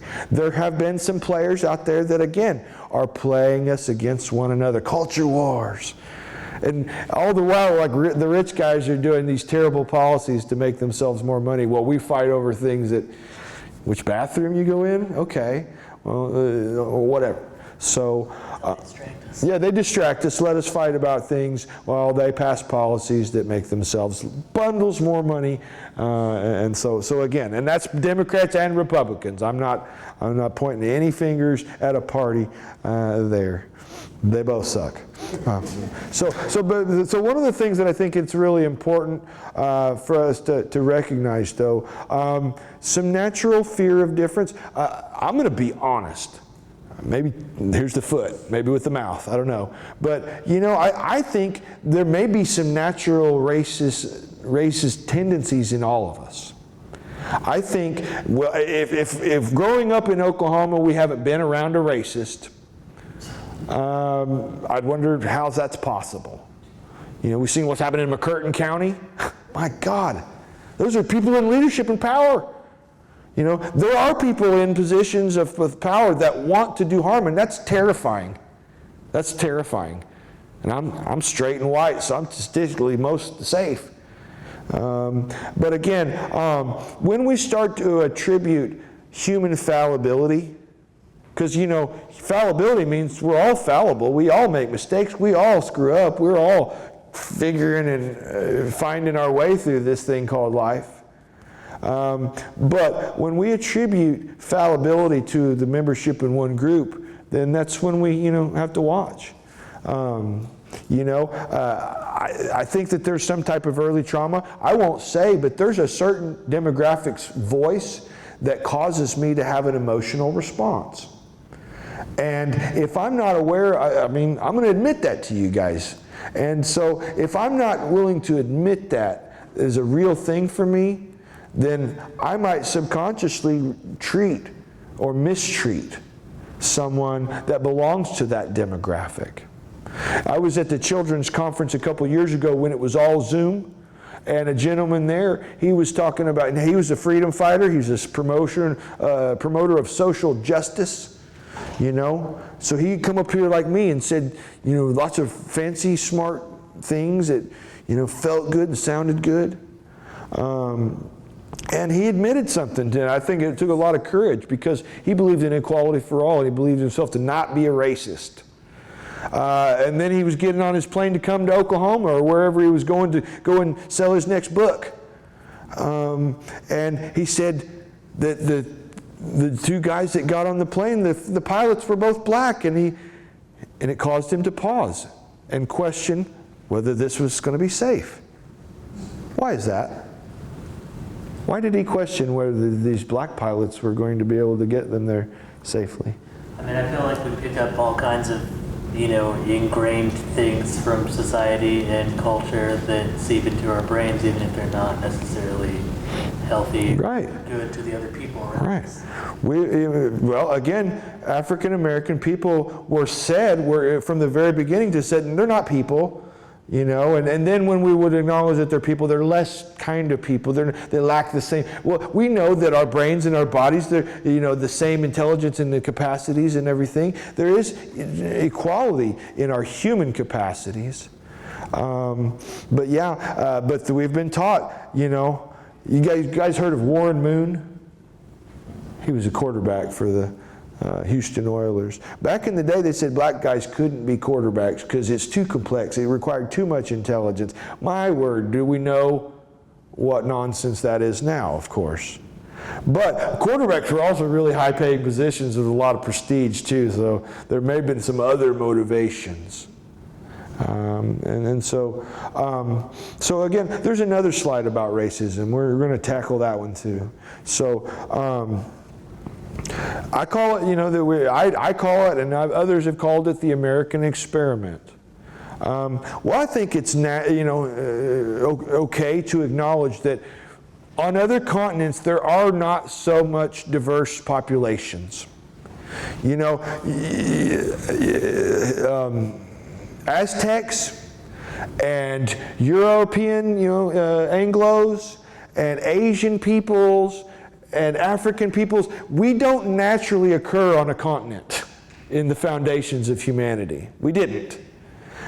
So for different reasons, we have a diverse collection of humanity here on this continent. And other continents and other countries have diversity now as well, but there's no greater diversity than the United States of America. And so I think it's interesting if you look at maps and over history and time and change, so much of the North American continent did belong to the Aztecs, and then, that shrunk when we, came here. Texas, or Mexico took it from the Aztecs, and then Texas took it from Mexico, and Texas kept getting bigger. And so in this country, might has equaled right. If you can take it, then it's yours. And I think it's important for us to recognize that, I don't know, a rock spinning around through space, who really owns that? We put up invisible lines, and they'll change again in 100 years or whatever. But again, all of this diversity doesn't naturally occur on one continent. But we've got some choices on how to do about that, because nobody chose to have such diverse neighbors, but we can make that work. We can absolutely make that work. But we have to be willing to look at our blind spots. We have to be willing to look at the impacts of racism that we might not be aware of. We've all heard the person, if you begin any statement with, I ain't a racist, I just don't see why those people ... Yeah, you's about to do it. You's about to be it. And so one of the things is, I'll give you an example. I was at a training, and I've referred to this before. It was about sexual assault, sexual harassment, sexual crimes. And it was a co-ed clinician audience, males and females of my background. And so they asked the ladies in the audience, what you ladies do to keep safe from being sexually targeted, victimized, kidnapped, raped, and murdered. What do y'all do, he asked. She was a good presenter. And the ladies, I won't ask you guys to offer your responses, unless you got a really good one. But ladies would carry their keys like this, stab them.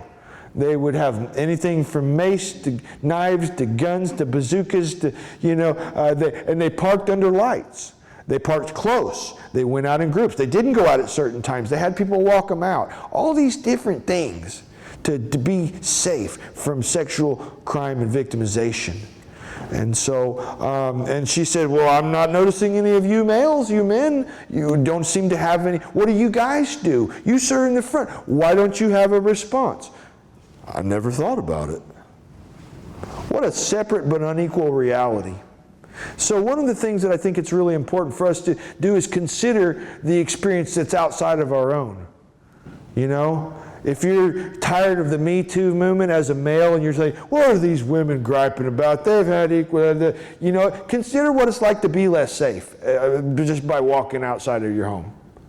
Because we don't have to deal with that reality. For an African American person to be statistically less safe in their communities due to policing or other practices, other things that are happening. Again, we don't know what that's like unless we know what that's like. And so if we are not willing to consider the experience that's outside of our own, even though we may not be card-carrying, cross-burning, sheet-wearing scumbags, if we're not those guys, then we are contributing to the harm by failing to acknowledge or turning a blind eye to real generational trauma. But family and generational trauma is a real thing, and so I have a whole presentation on our website. It's about this, and it's actually good for both supervision and ethics, so I'll offer that quick plug there. But it's a really good training, and so one of the things, trauma can be generational. Trauma can pass from generation to generation in a couple of different ways. And so, of course, experientially, to see a loved one injured, to see a loved one hurt, that can be what they call vicarious trauma, secondary trauma. And we know about that. And it also passes down the norms of being traumatized. But I'll also be quick to point out, though, that injured parents parent injured, and sometimes they injure us as they parent us. And so, but we can see real and measurable impacts from generational trauma. And some of this is physiological through something called gene expression, like Scully was talking about on X-Files the other night. Gene expression, it was so new then. And so, but also through, it's the nature and the nurture, through the environment.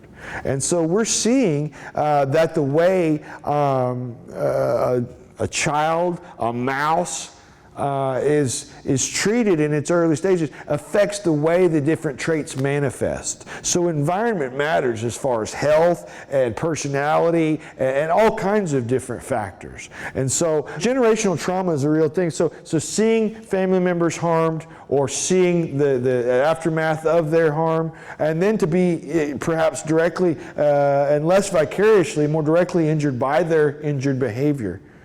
By their maladaptive coping, by their violence. But there was a study done that compared, it had mice. It had little baby mice. And so, I don't think they were babies. They were male mice, pardon me, brain getting tired. They took these male mice and they shocked them, and then they exposed them to cherry blossom. Any of you guys heard of this study? Shock them, cherry. Shock them, cherry, shock them, cherry. And after a while, even simple organisms can develop some association. So they created an association. In fact, after a while, they didn't have to shock them. They just let them smell cherry, and the mice were terrified. They developed mouse PTSD. They had little mouse ulcers in their stomachs. And they were visibly scared. They would brace themselves. They would shudder. When they were exposed to the stimulus that had become associated with their pain. And so, and then the next phase of this experiment was to let them have offspring. And so I guess that's the reward, And I don't know if they turned any low music or played any, Barry White. No, but anyway, bad joke. Bad Jeremy. They let them make babies. And they had 3 generations of mouse pups, 3 generations, and they never offered the painful stimulus. They did not shock these mice, but for 3 generations, the mouse pups were scared of cherries. They were scared of cherry blossom. And just to offer some comparison control, mice like cherries. They're not scared of cherry blossoms. Most of them, when the cherry blossom smell was offered, they're looking for the cherry pie. So there was a real physiological and emotional impact from an experience that was never had. So again, in a nation founded on some very harmful practices to some people, I think it's important for us to understand. We study mice because their nervous systems are so similar to ours. And so for a lot of people, it was there were many fear associations created from one population to another. First, it was the indigenous peoples of this North American continent. Who over time probably developed a pain or fear response when we seen certain faces or wagons coming over the hill. The pale face might have been the cherry blossom. And similarly to some of the other populations that have been less safe in the United States of America. I've heard, some of my white brothers and sisters say, well, they don't like us either. They're racist against us. No, they're scared. Growing up, I was one of 2 white kids that was allowed at my best friend's house. So my best friend Charles just said, yeah, I'm sorry, man, my dad's pretty racist. And I thought, oh, it's cool, man, I guess. I don't know. I was near 12, Later on, I came to understand my friend's dad, they'd been hurt. They'd been hurt by white people. So the cherry blossoms were real. And so one of my dearest friends, he played basketball for Oklahoma University back in 1972 and 1973. Retired mental health professional, and he's given me permission to share this story. But he was in a southern state and at a party with other kids, having a good time, dancing, shaking his groove thing. And when he went to the bathroom at this park, some good old boys grabbed his afro and put a shotgun to the back of his head and said, look at that wall, you N-word. And that's where your brains and all the terrible things he was about to say. He was terrified. This guy's a big, strong, manly man. He was terrified just because of this. you know. And so anyway, we've got to identify, challenge, and change these things. But family and generational trauma is a very real thing. And one of the worst things that I think can happen about ACEs, about family and generational trauma, is that it normalizes terrible outcomes. This one little boy that I was talking about the trauma assessment, he wasn't going to tell me nothing, and he told me everything. You know, I asked him, you know, when he went ahead and did my assessment, by the way, he thought I was pretty cool.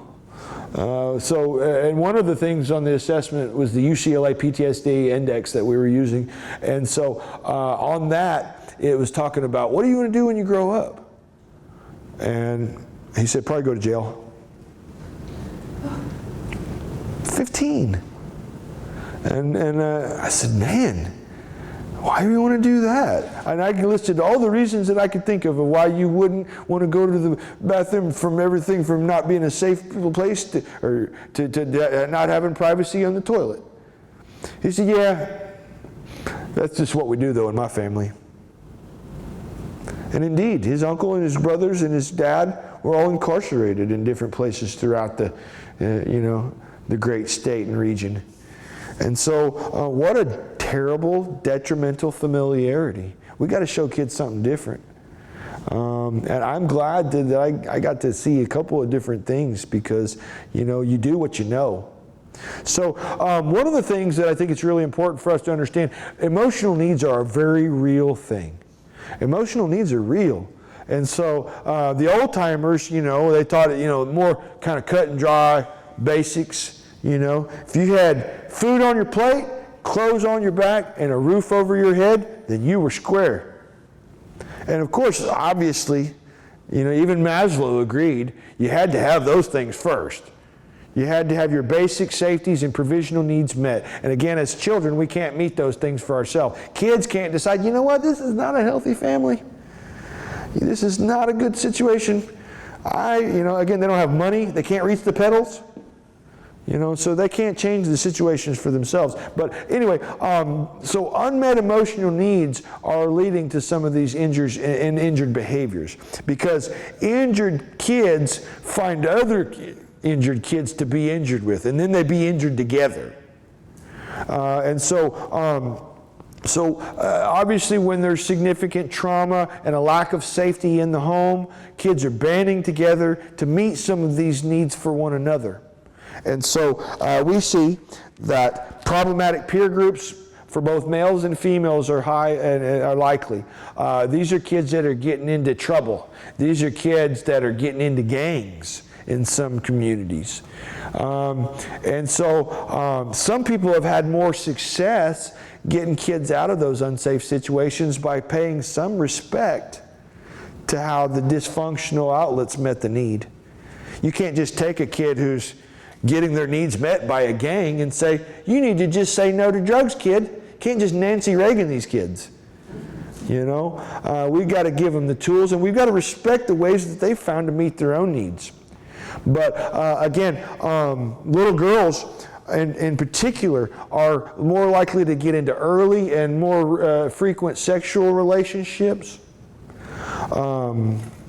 You know, having love and attention and acceptance and a sense of value that really you get from your family first. When we go out into the world without those needs met, we're very vulnerable.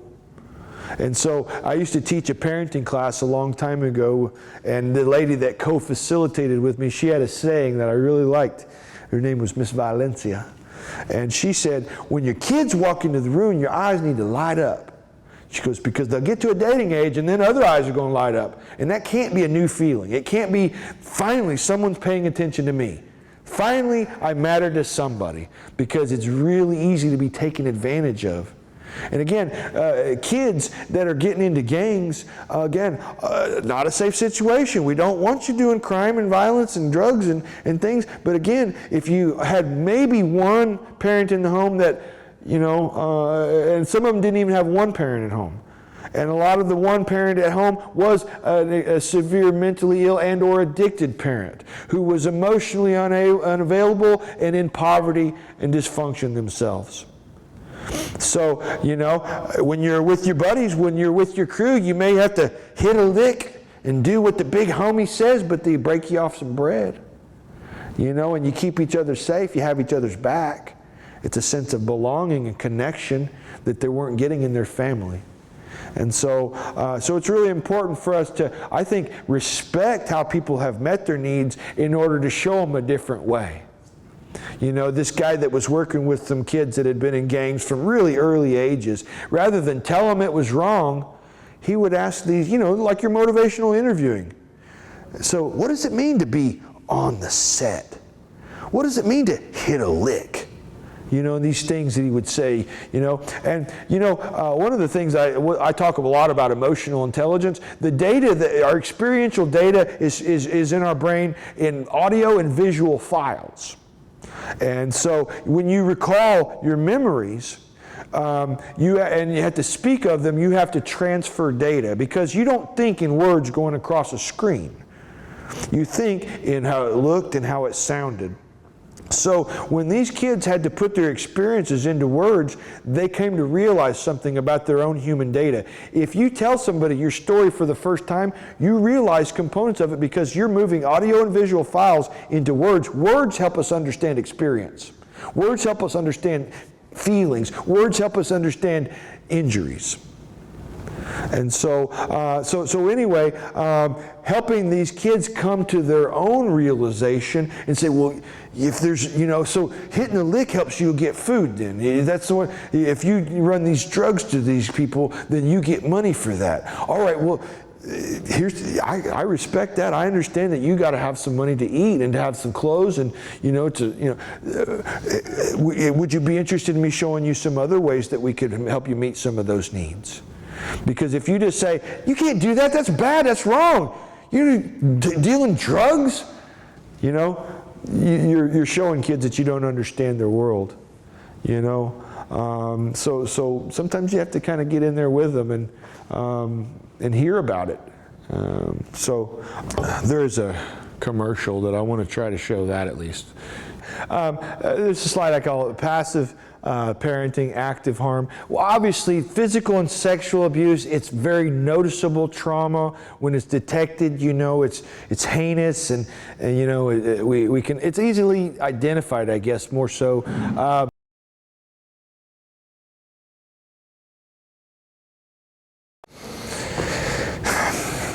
I have a sense of humor.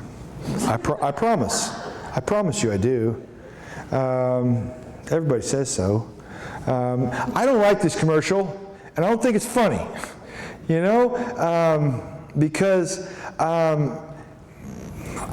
media is pretty influential, you know, from the language that we use, the catchphrases that we use. We get some of that from commercials. And so, and Lord knows that the families and the children, that the mothers and fathers of Oklahoma don't need one more influence to cause them to pay any less attention to their children. Because, you know, it's kind of a metaphor for me, you know, Mom fell. She can't be bothered. She's petting her cat, you know. There's Band-Aids in the cupboard, she says in an unconcerned and disengaged way. But I'm bleeding, get to. You know, that's funny. It sells Sheba some cat food. But the kids are bleeding.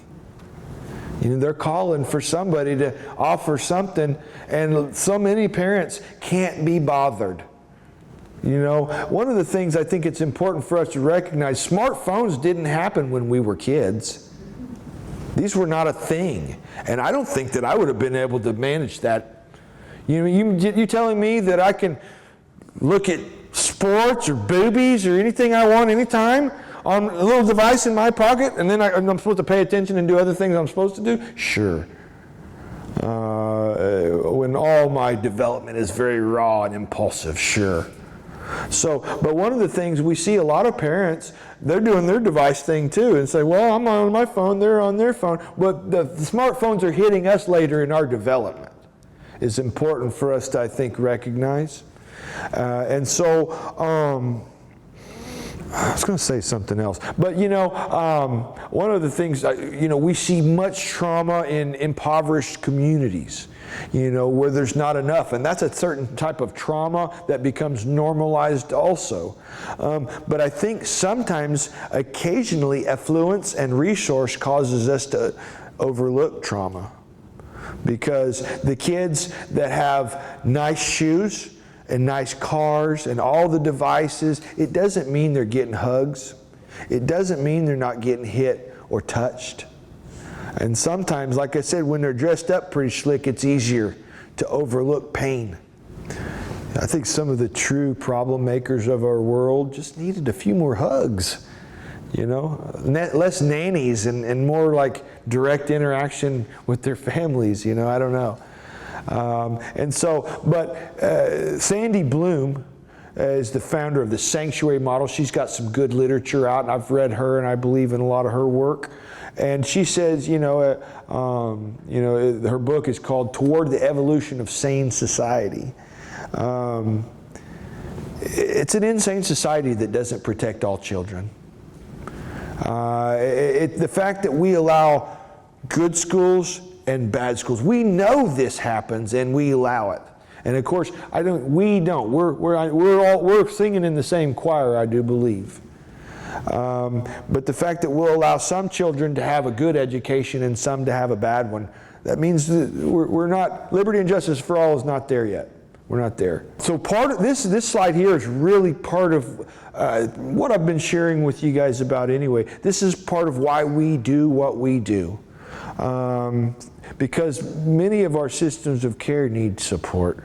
Our systems of care do need care.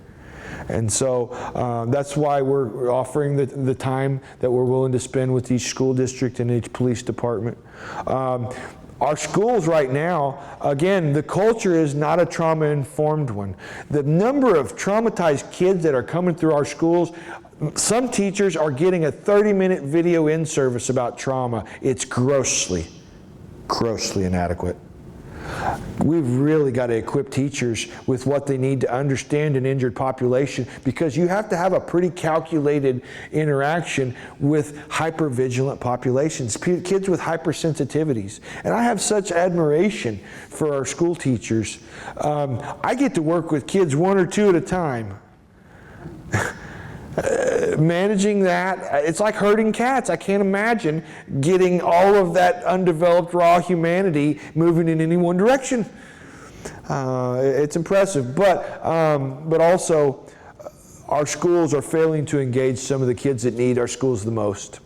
The kids that are most injured are acting injured. You remember the kid I told you because you wouldn't do it back? That's how he started to get better. Well, again, kids are acting injured with their teachers, and they're being called little shits and kicked out of the classroom.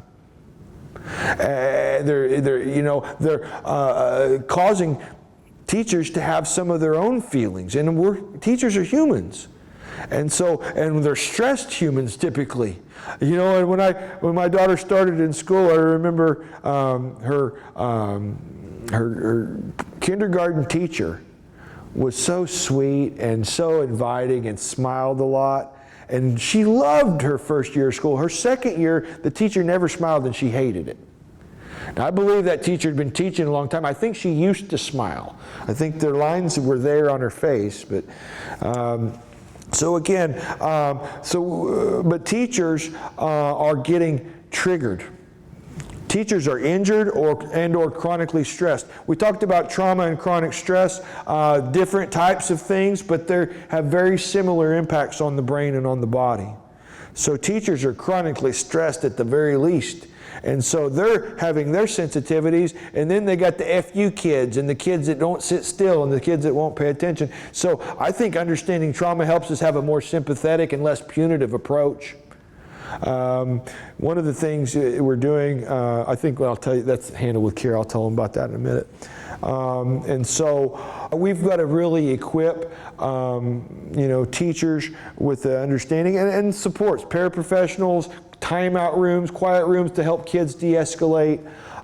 There's a lot of things that we can do to support our teachers to be more effective in working with injured populations. And there's not a teacher out there that doesn't need to know this, because again, Oklahoma, #1 in the nation for ACEs. Every classroom's got them. Every classroom.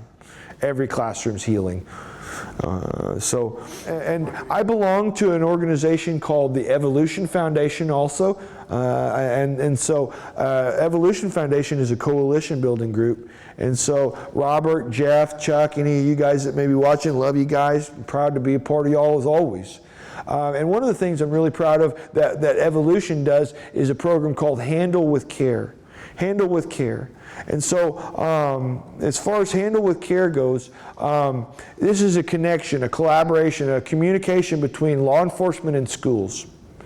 Because a lot of times if there's been a raid at a kid's house, or if a parent has been arrested, or a DUI stop, or if there's been police intervention, perhaps a very necessary one, it's traumatic and stressful for kids. And so a Handle with Care notification is sent to the school. Now this isn't done in every county. I'd like to see it being done in more counties, but this is an opportunity for the police to just simply check a box that says, have had police intervention, so Handle with Care. So the school gets a notification, Handle with Care. They don't get any confidential stuff, doesn't say what happens. But if the kid's sleeping in class that day, if they got their hood up and they don't want to talk, if they're not really wanting to learn English and science that day, again, the teacher's job is to get compliance, right? But if we understand that a kid is struggling, we might ease up a little bit, or we might have a little bit more patience if they have an outburst in class. We don't always see what's below the surface, and kids don't always have the words to tell us what's wrong. And so, but their words, their actions do. I think human behavior is like a nature show. That's why I like the elephant show, but it needed a British narrator. But human kids can't tell us. I'm just struggling with unresolved grief and loss issues, severed attachment, and impacts from traumatic abuse. They don't tell us that. They act out. Their behaviors tell us what's wrong, and it's us with our bigger, more developed brains that have to be patient and more about their needs than our feelings, and that takes a lot of practice. Because a lot of kids are being punished for the symptoms that they come to us for help for, and we're billing their insurance and punishing them all the while. And so, working with law enforcement, I jokingly but seriously believe, just as armed as ever, we need to put our officers in Hawaiian shirts. When you dress like a commando and everything, it promotes fear, I think, in the community. The all black does look really clean. I like it too. But it also, who else wore black? Who wore black? Nazis, Johnny Cash, and the Grim Reaper. And so I would like to see our officers maybe equipped a little bit differently with all the same safeties and measures for protection, but also I've looked at different measures. Many police departments require that their officers get trained for up to 8 hours with their words and 129, 140 hours with their guns. Think about that. Whatever you train with the most is what you're going to reach for first. Whoops. So whatever we practice with the most is what we're going to reach for the most. And so our officers need to be given lots of good support as far as verbal de-escalation, visual and audio presentation, role plays. This is what we need to be doing, and this is what we're willing to do with you guys. So anyway, but we've got to help make sure that this protect and serve thing, it's a real thing, that it's for everyone, because in the community that I come from, I live in Norman, and there's a lot of good officers in Norman, but there's a few of them that will protect one another before they protect the community, even if harm is being done. And I got news for you. You can call that whatever you want. You know, a department that takes care of its own before, you know, protects wrongdoing within that department, that's no better than a gang. Gangs stick up for their own, no matter what. You know, we've got to be willing to call out the bad apples that are putting the big target on all of their chests. Wrong is wrong. And in mental health, obviously we've got to, you know, teach people about trauma. We've got to help people understand how it plays into diagnosis and pathology. But we've also, there's a major concerns that I have with psychotropic medications. In what world do we take a medical problem and just start shoving stuff in there to see if it works?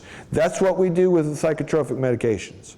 SSRIs and SNRIs are the most common psychotropic medication to date, and the research that they produced to release these medications, later on they had to say that they exaggerated benefits, minimized risks, and these things were less beneficial to as much of the population. They did work for some, and for some they worked long term, but for most they had short-term benefits. 6 to 9 months, and then they had to up the dosage or change the medication. And I call some meds emotional Novocaine. If I can do something to change my problem, I want to do that rather than just make me think it don't suck. So anyway, and I'm not qualified to tell people they shouldn't take meds, but one of the things we really wanted to do, though, was to support direct care staff in children's hospitals. Because the people who spend the most time with the kids are the ones that get least training, least pay, least qualified, and have the most impact. So we've got to really support the people who are really about, the unit, how things go in direct care. How are we doing time?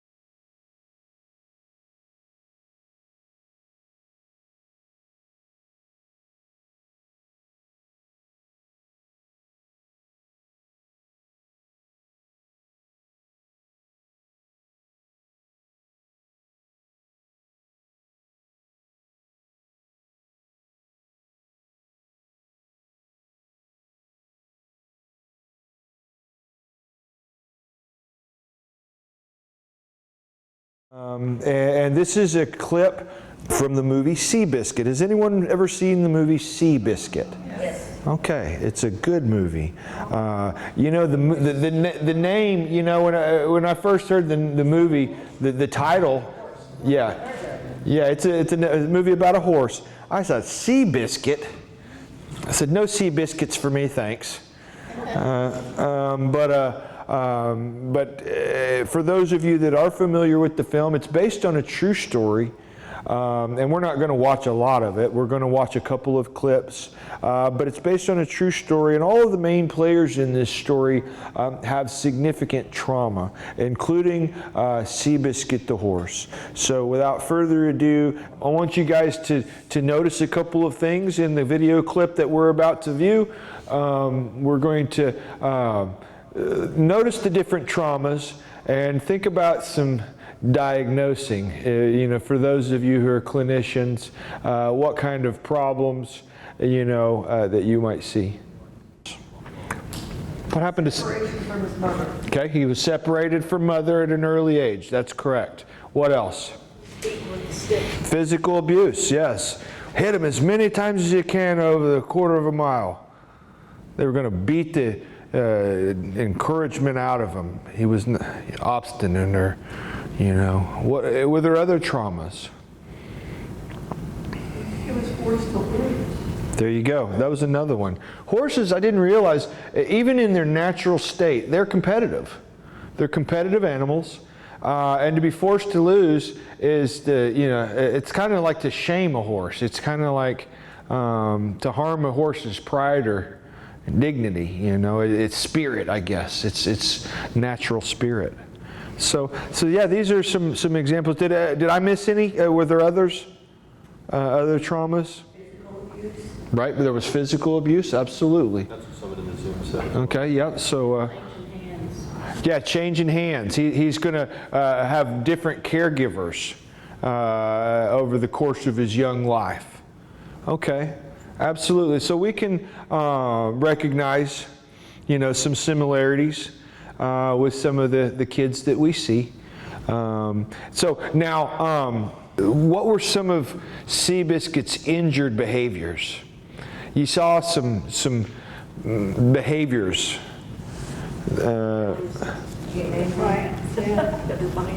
He was defiant. Yeah.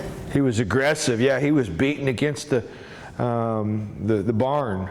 Lazy. He was lazy. Yeah. Yeah, he was a depressed horse. He was a depressed horse. How did they discover the ACEs study? It was about eating habits. One of his great talents was eating. Even though he was smaller than most, you know, the other horses, he could eat twice as much. And he liked to sleep for long parts of the day under the juniper trees. That sounds pretty nice, honestly. So, every now and then, anyway. But okay. So would we diagnose Seabiscuit? Is there any? Major depression and oppositional defiant. Okay, major depression and oppositional defiant disorder. Absolutely. Maybe a little intermittent explosive disorder. Maybe put an eating disorder in there. So again, injured people do injured things. And the way that we approach the injured has everything to do, you know, with how people do or don't get well. Because, again, sometimes nature harms us. Sometimes disease and unpredictable, unpreventable, unforeseeable events take place. But many traumas are human injuries. And I feel like human injuries require human solutions. And so next is therapeutic relationship. Is that right, Will? Okay. So Scott Miller is a clinician that's done a lot of research about therapeutic relationship. And so for those of you viewing at home, I'm going to give away one of the quiz questions right now. One of the quiz questions says that only therapists can have a therapeutic relationship. Is that true or false, folks? False. That's false. Now, it does take certain credentials to bill, and certainly we don't want just anyone out there trying to diagnose and operate in people's brains. But a therapeutic relationship is a relationship that's beneficial to someone, that has a therapeutic value. So many of our family members or friends have a good therapeutic relationship. It's cathartic to talk with them, and so. But one of the things that I find really interesting, Miller, is someone who my mentors kind of pointed me in the direction of.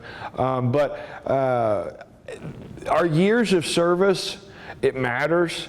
And the longer I've been in the field, it's fun to feel kind of comfortable operating within certain concepts. You start to feel kind of good at your job, and then something comes along and reminds you, oh, wow, this is really hard. I don't know what to do.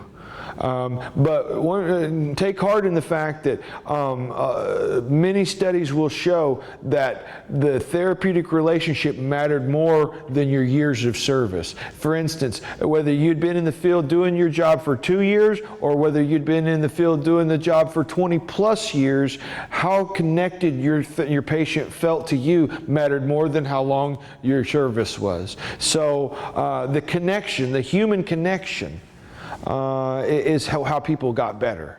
Because, again, people have so many real emotional and human needs. And so one of the things that I tell them when they come to my office, you're not broken, I'm not good at fixing anyway. I said, most people just need good information and encouragement. Some cheering and some pushing, some challenging at times. So anyway, that's enough to say about therapeutic relationship. But Scott Miller is that researcher. For those who, he's got some books out, and I'm not particularly endorsing, but that's where some of that data came from. The need for emotional intelligence. Now, here soon, I'm actually going to be putting out a training. I didn't get to tell you about this yet, hon. But it's about emotional intelligence in specific. I like to speak at some length about this topic because, I think we need to understand the topic, and then I want to take it a step further and explore applications for emotional intelligence, ways that we don't just say it, but ways that we do it. As far as emotional intelligence, though, I want to get your guys' ideas on what emotional intelligence is, because every one of you are right about what your emotional intelligence is and what it means to you. So I would love to hear some of your big brains flexing right now. So emotional intelligence, what is it? What's it mean to you? So we said self-awareness. Self-awareness. I'm sorry, I didn't hear that. It's okay. Thank you, Zoomer. Self-awareness. It really is about self-awareness. It's about understanding ourselves first, and understanding ourselves helps us understand and connect better with other people. Emotional intelligence, though, when I do therapy, in all therapy work that I'm doing with people, I'm doing some foundational work first. And they get a little irked at me at the department, but I've been there long enough, they're letting me do my thing now. They tell us to do this big assessment and interview, like, hi, it's nice to meet you. I know I'm a stranger, but, I'm here to help. So tell me about the deepest, darkest, most terrible stuff that's ever happened to you in your life. Sign this thing, too. It says you're okay with it. And what I find clinically appropriate, ethically necessary, is to help people feel at ease and to understand this process. And so one of the things, if you're building a house, you can't, start with the roof. I put a firm foundation down to build on. And emotional intelligence is one of the concepts that I absolutely want people to understand. There's people walking around with beautiful, beautiful brains that they don't know how to use. So we've got to help people understand this powerful, machine, organ, whatever we want to call it, set of structures at our hub. And so emotional intelligence, I have this talk even with pretty small kids. Emotional intelligence is something that on some level most of us get, even pretty young children. So emotional intelligence, I ask kids, what do you know what emotions are? Well, yeah, that's your feelings. Yeah, okay, well, you know what intelligence is? Oh, that's how smart you are. See, right, let's put them together. We're going to be smarter about our feelings and about those capacities. We need to be smarter about our brain so we can use it instead of it using us, basically. Because there's a lot of people that are truly just kind of repetitively along for the ride with whatever their experiences have developed with them and not really feeling much control. Consciousness gives us control, and we need control.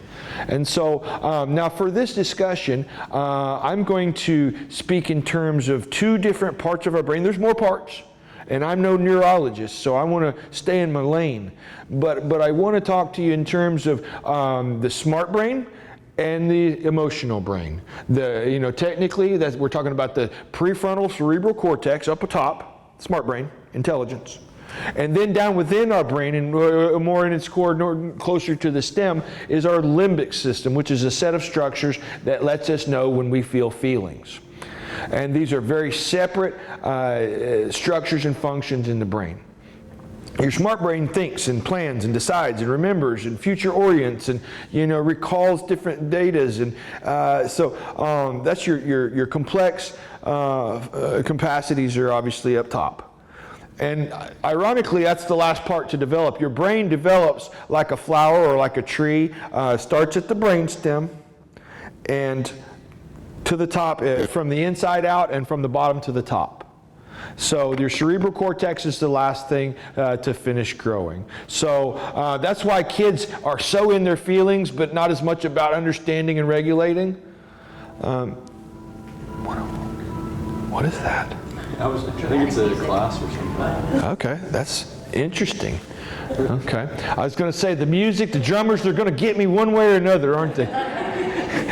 So anyway, so emotional intelligence. So I want to perform an experiment with you guys right now, just a brief and a tiny harmless one, and it doesn't require you to speak or participate in any way other than in your mind. So what we're going to do, though, we're going to pretend that you had to report to the group verbally what your feelings, what your emotional state is. We won't do that today.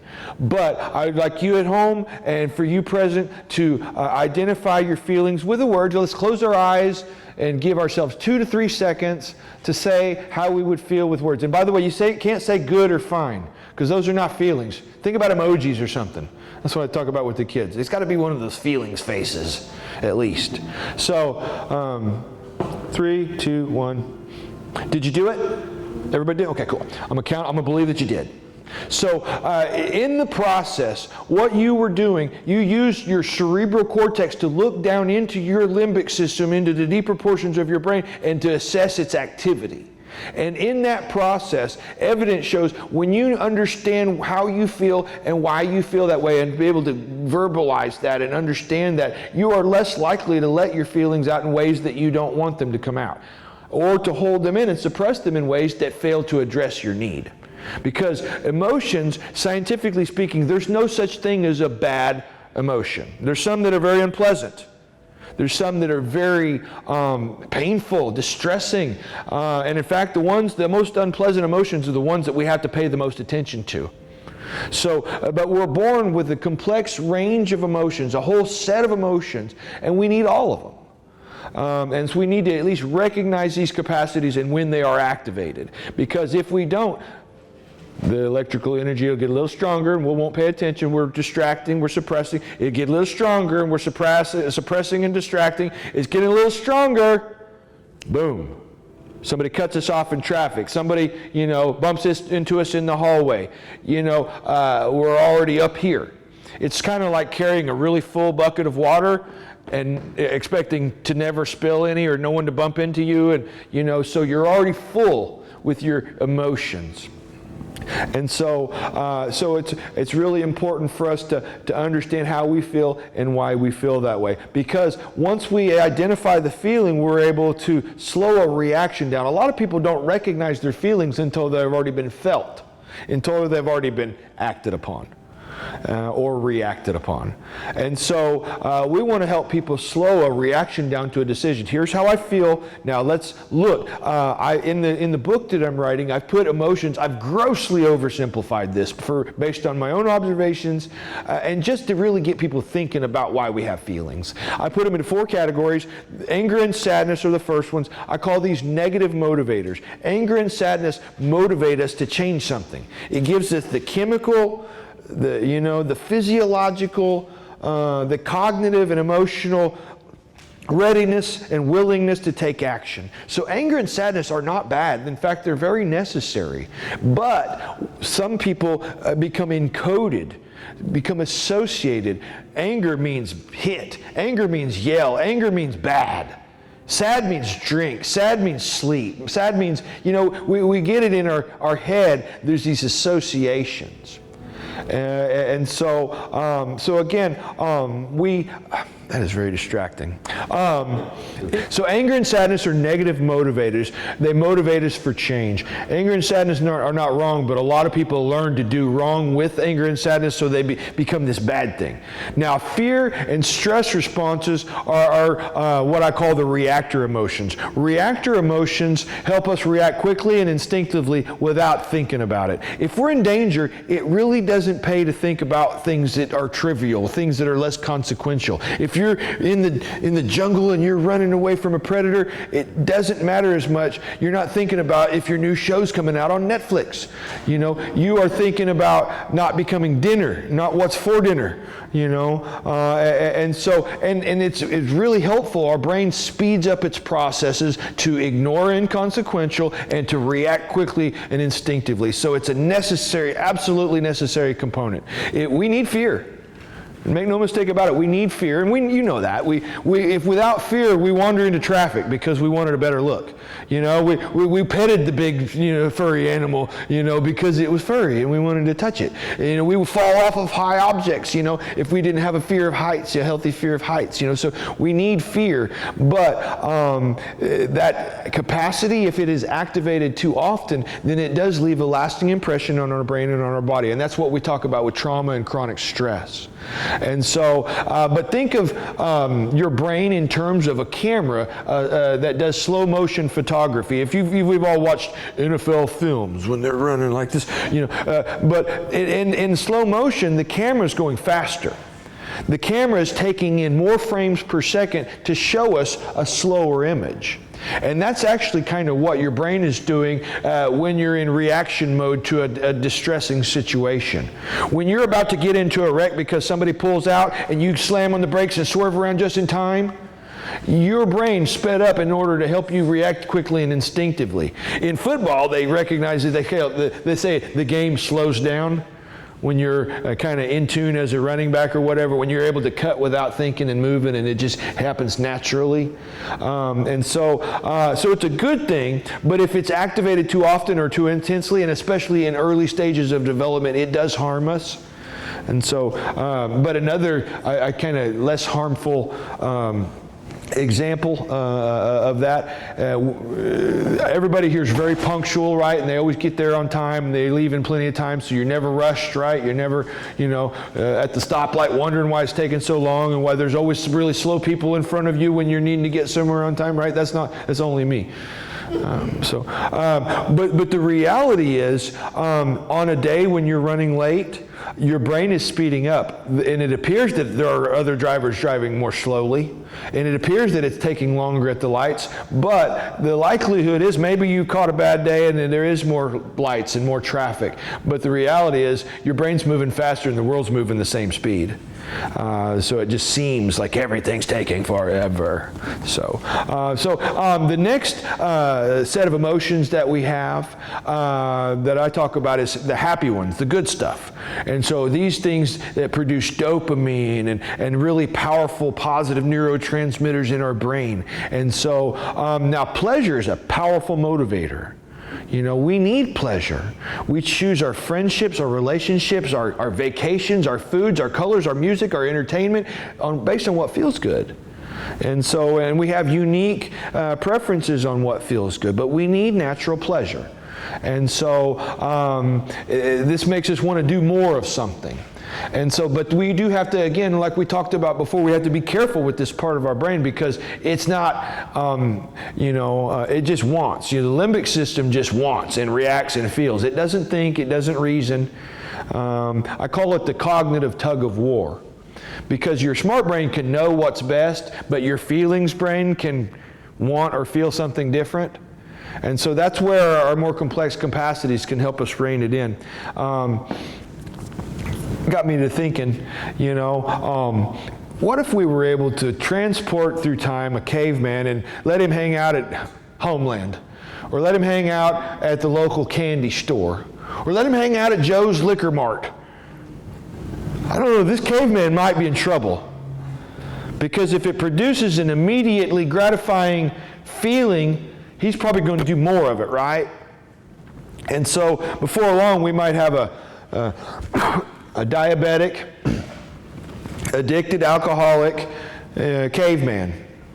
And, that's a silly example, but the reality is members of our society are becoming a little bit too close to the caveman, because doing it just because it feels good is what a lot of people are doing, and a lot of that's based in trauma and injury.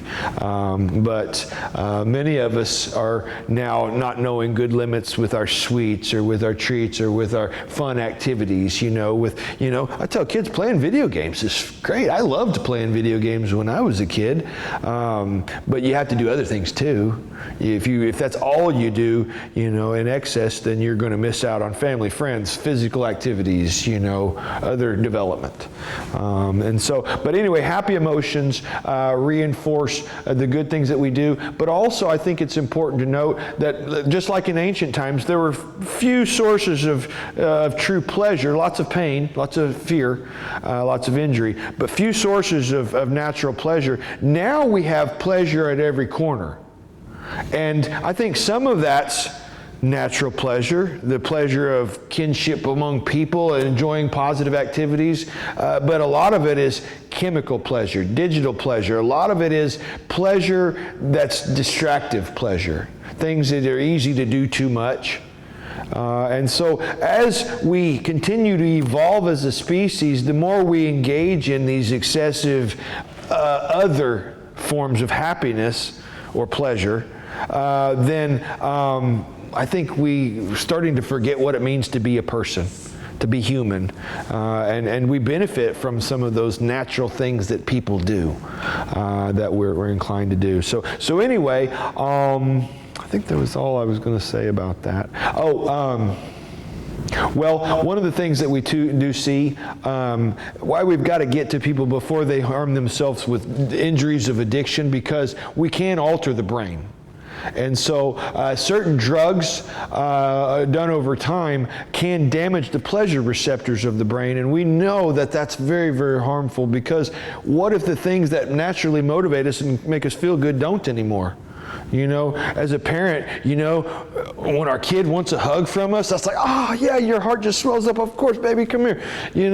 But for the person with the dead eyes of meth addiction, kid wants a hug, okay, sure, whatever. Yeah, I guess.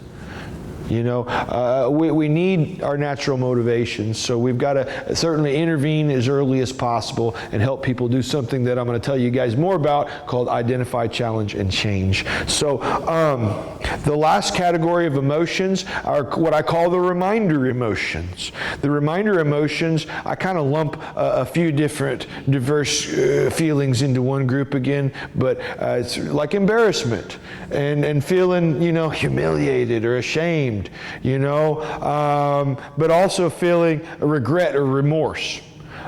These are things.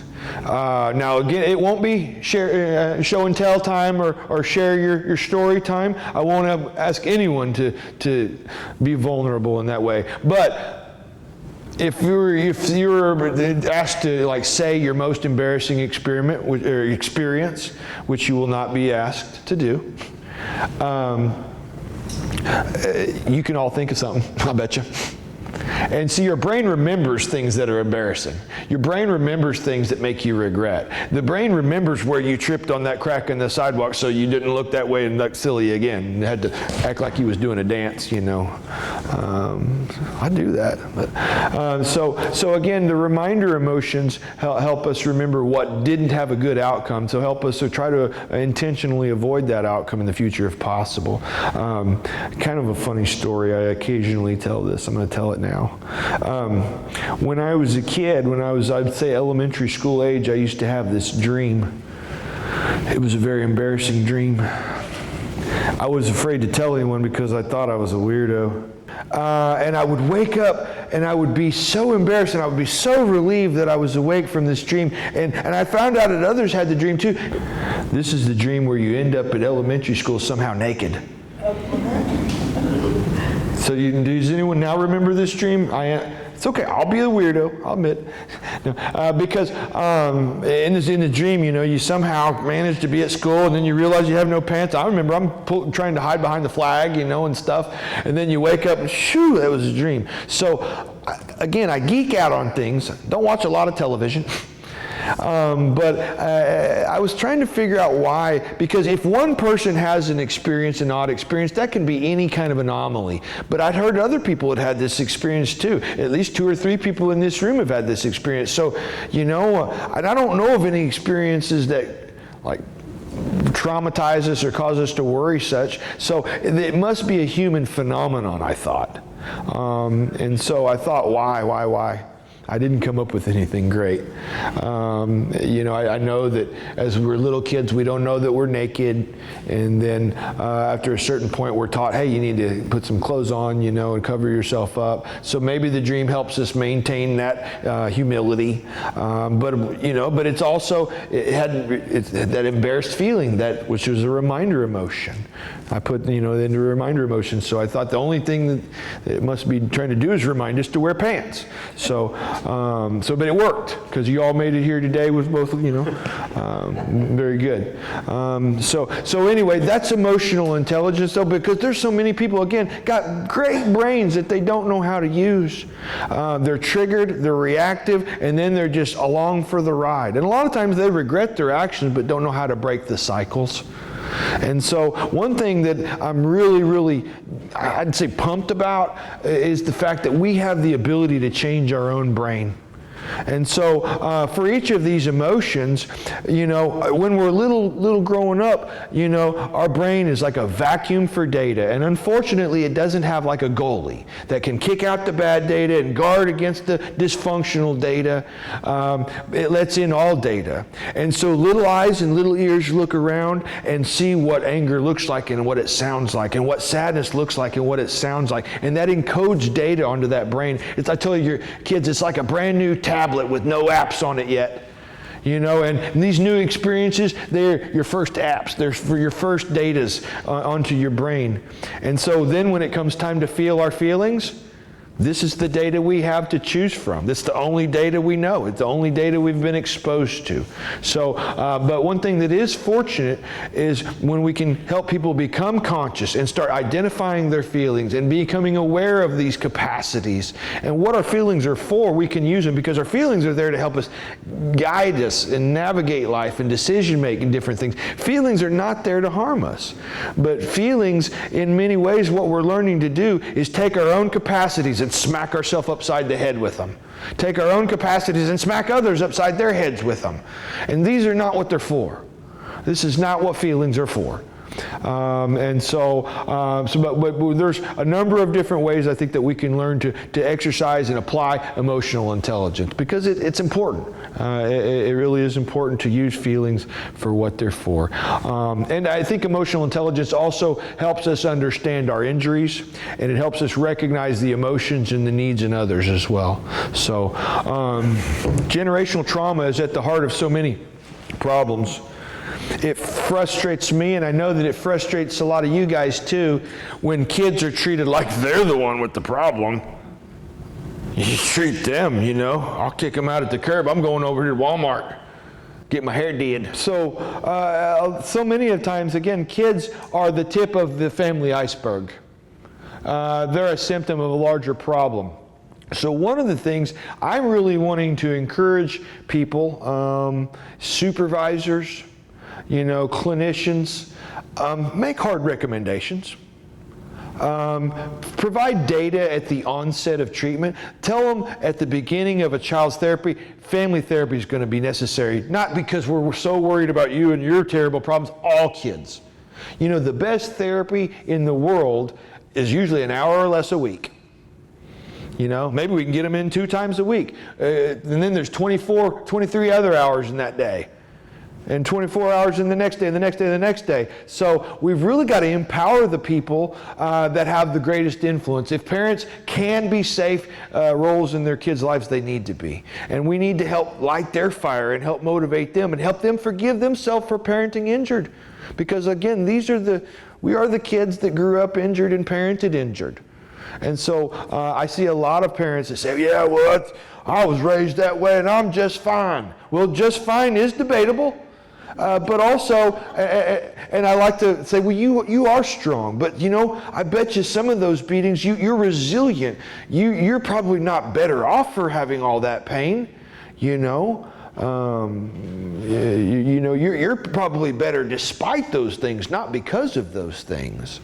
And getting parents to see their significant role. I believe myself to be a decent, hopefully a good therapist. But if I can't have the parent supporting my process and helping take the strategies home, then a lot of it's going to miss. My kiddo, she took violin lessons for a while. She liked the idea of the violin. It's a beautiful instrument. It takes a lot of work. And so every Saturday I would catch a bus with this kid to go to her violin lesson. She hated to practice though. So she didn't get good. She usually only did her violin on violin day. And if kids are only doing their therapeutic tools on therapy day, then it's not really going to stick. And so I provide parents with data. If you're telling me, your thing on the form says you want your kid to get better with this. I'm telling you as the professional that we're going to need a fair amount of family therapy to support my process to help practice our violin skills at home. Because they have the best and biggest influence on their kids. I tell them, look, if you won't do that, I will certainly counsel your kid and validate them and support them and try to help them through the process that we're supposed to be helping them through together. But what I'm telling you is, as the professional, the goals that you're seeking, the outcomes that you desire, I'm telling you they're not likely to happen if you don't do this. Family-focused programming, you get to make recommendations. I see a lot of young therapists that just accept whatever. Okay, well, they won't come in, so I just do to the kid. Well, I'm going to still try to get that parent in. A lot of times, it's just to get the form signed, right? Barely get them in for that. But I want to, and I don't want to bash the parent role. These are parents that a lot of them are struggling financially with mental illness and or addiction. And again, we didn't see their hands on the burner. We didn't see the norms. There was this guy, when I was first volunteering in parenting education, this guy, I wanted to beat him up. He was a terrible abuser, and he was done all these things to his kids. Then I seen all the services he was trying to do, and he was trying to get better. Then I was coming across this old file. I was like, wait a minute, I already put this file away. It was the same dude when he was a kid. And generational trauma. He was doing better than had been done to him. A lesser harm, I guess you could say. So anyway, where am I at? What am I talking? Oh, family-focused programming. So we need to really recommend family therapy, and we need to use family therapy to talk about the foundations in emotional intelligence, and we're also going to talk about trauma-informed communication, which was I have a whole workshop on that, and it's good for ethics also, but we're going to talk about some trauma-informed communication this afternoon in some of the time that... Next slide, actually. It is. Okay, so roll that clip. I'm gonna set it up. But trauma-informed communication, again, this is our most powerful human tools, our brain and our heart. And so it's really, really important. Some very smart people have studied and identified things that we know do not work. We call those barriers and blockers to positive communication. And obviously in place of those we want to do more positive communication. But I think it's really important for us to understand up to 85% of communication is said to be nonverbal. Our quiz says 80%, but it needs to say 85.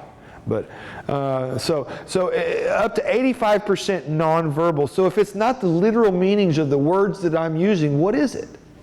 It's how we look and it's how we sound.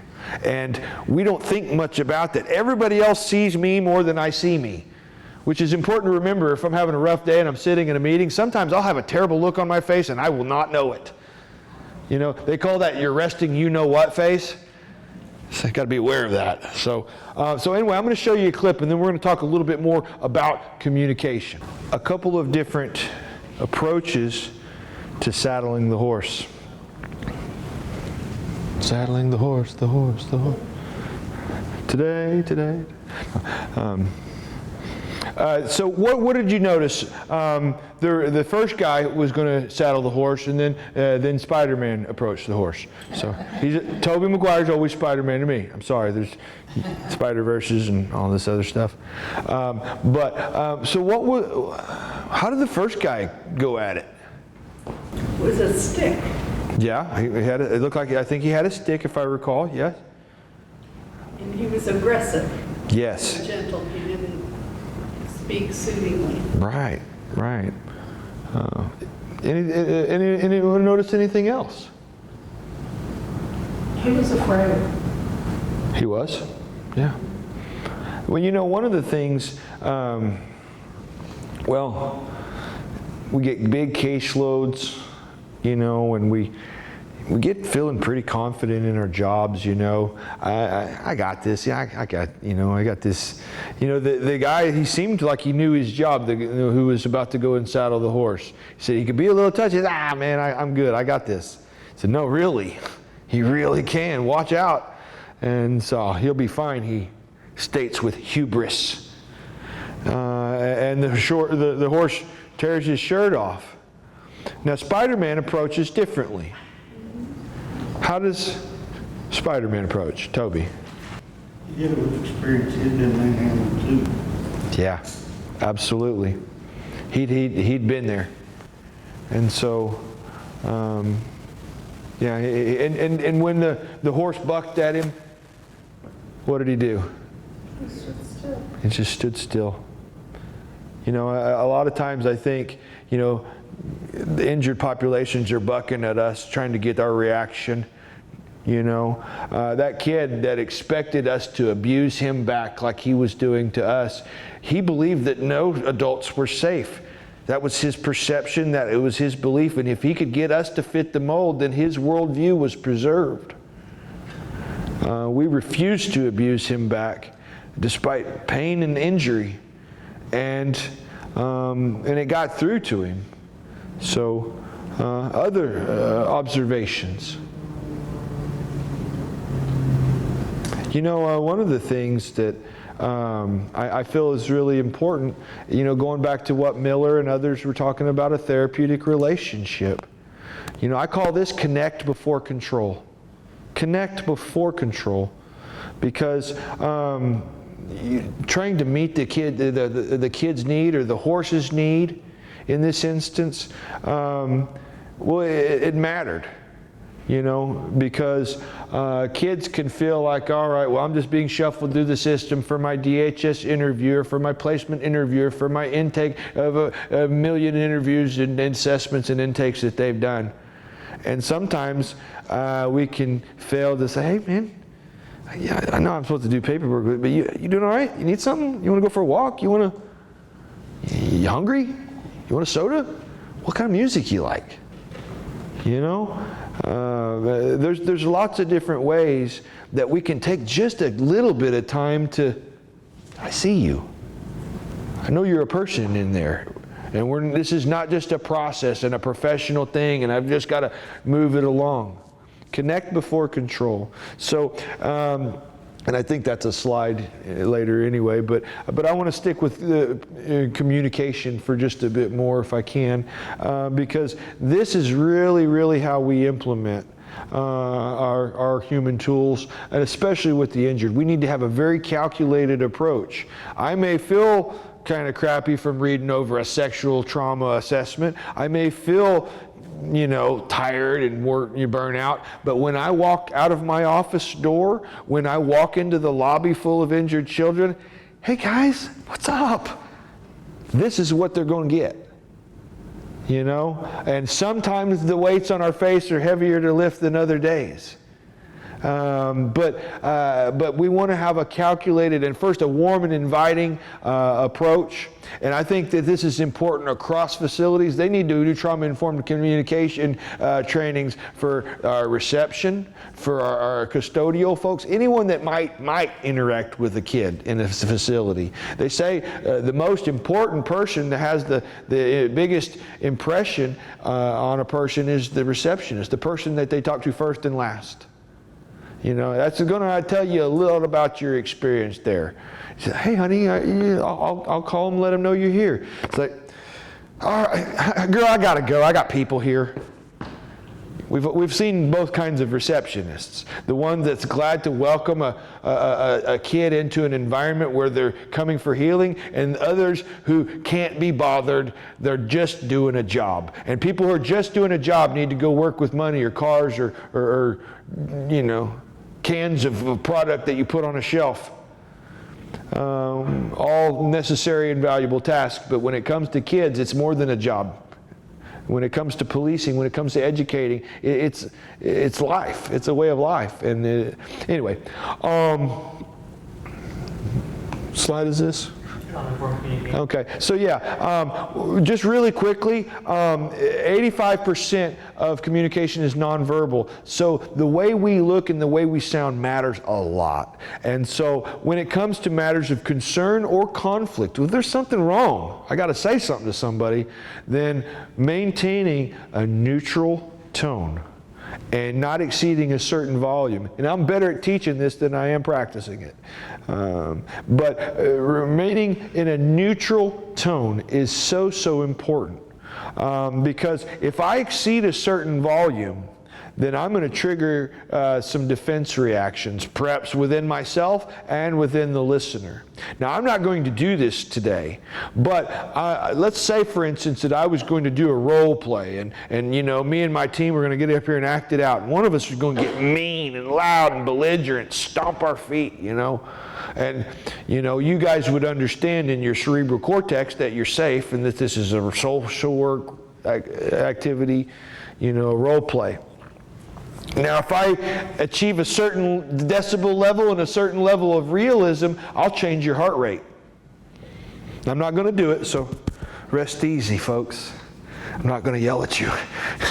But understand that when our nervous system is triggered by that certain level of volume, we're less able to access our cerebral cortex. We can't access our own intelligence when the nervous system is activated. So I hear people shouting at each other, and they're not hearing each other. When we're to the point that we're shouting, we're just really demonstrating a high level of anger.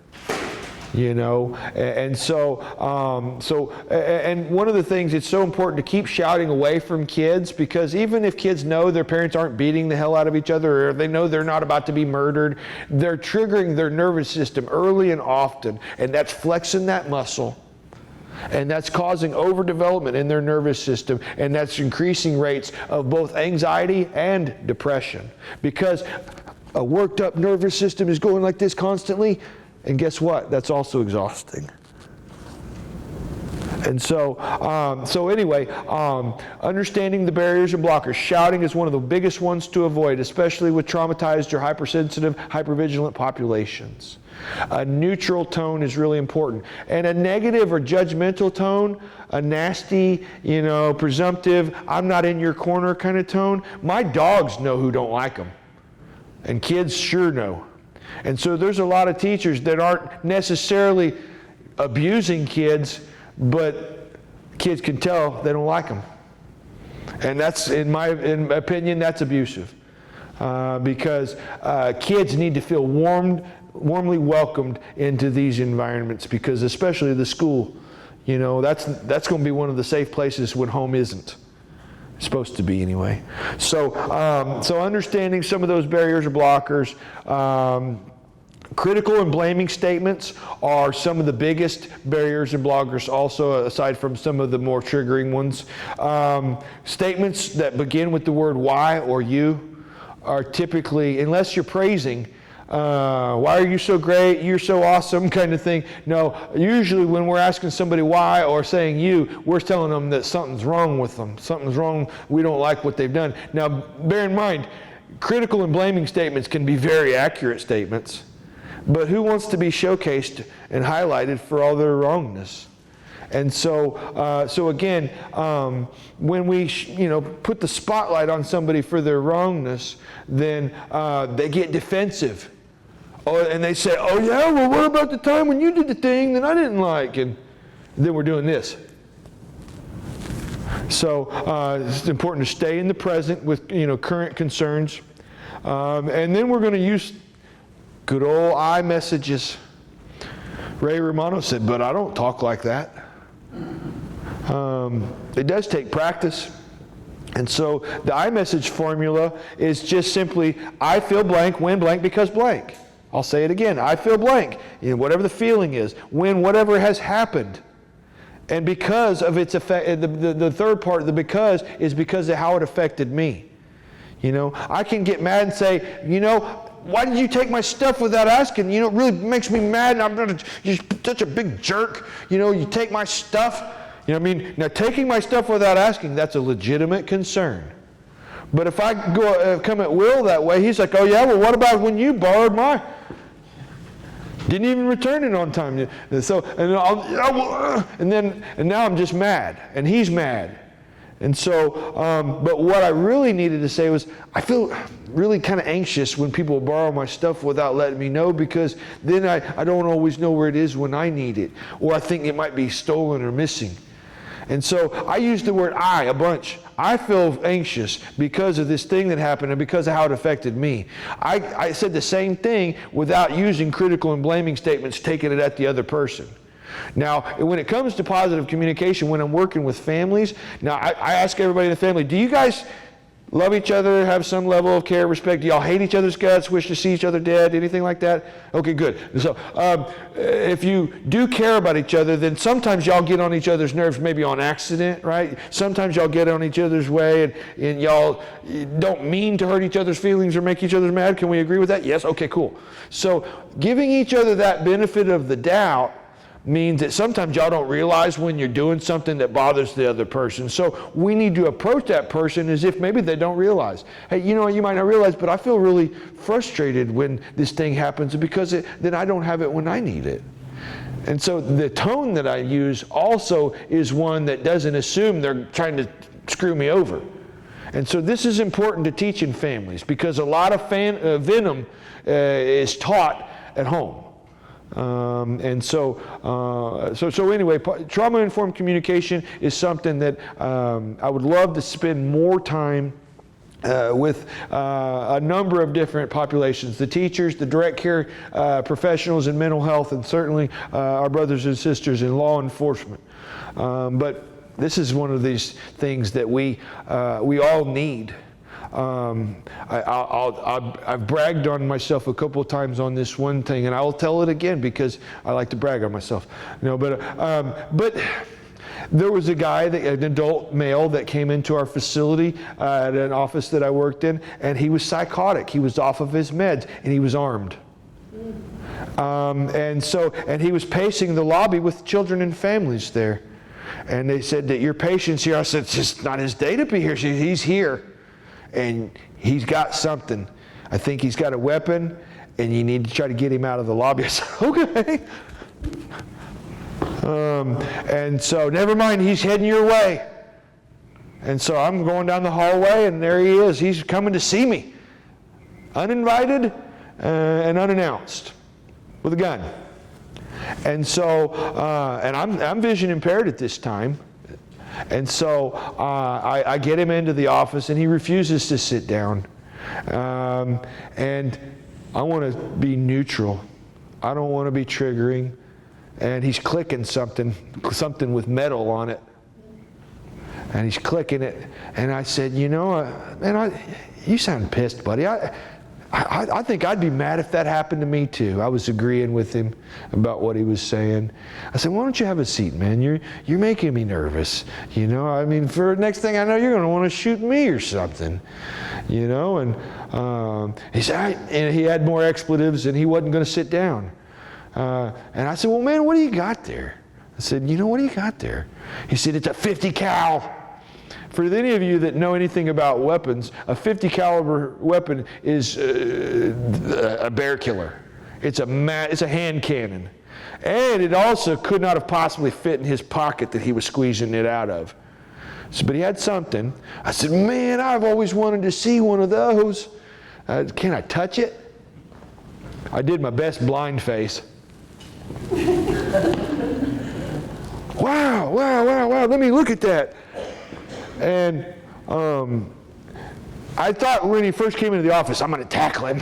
I'm going to take him down. Probably got myself killed. You know, and so we got the gun locked in the way in the other office, and we was agreeing to get him into a treatment facility. And then the police came, guns drawn, and they was about to get him. And so trauma-informed communication, I do believe, saves lives. I believe that it reduces unnecessary loss of life. Sometimes they do need to get shot. They do. And it's an unfortunate event when that happens. But it doesn't have to happen as often as it does. But stress management and having a plan, one of the things, this is something that's important for us to, obviously, we teach kids how to handle their feelings. So as teachers, as mentors, as mental health professionals, we got to teach this stuff. And one of the things that I think is really important is we drill, we rehearse, we drill for skill. And it reminds me of our tornado and our fire drills. You know, I was trying to get a kid to practice some of their coping skills. He said, I feel pretty good today. I don't need to practice my coping skills. I said, no, today's the perfect day to practice your coping skills. Why? Why is a calm day a better day to practice coping skills? New coping skills. Any thoughts, guys?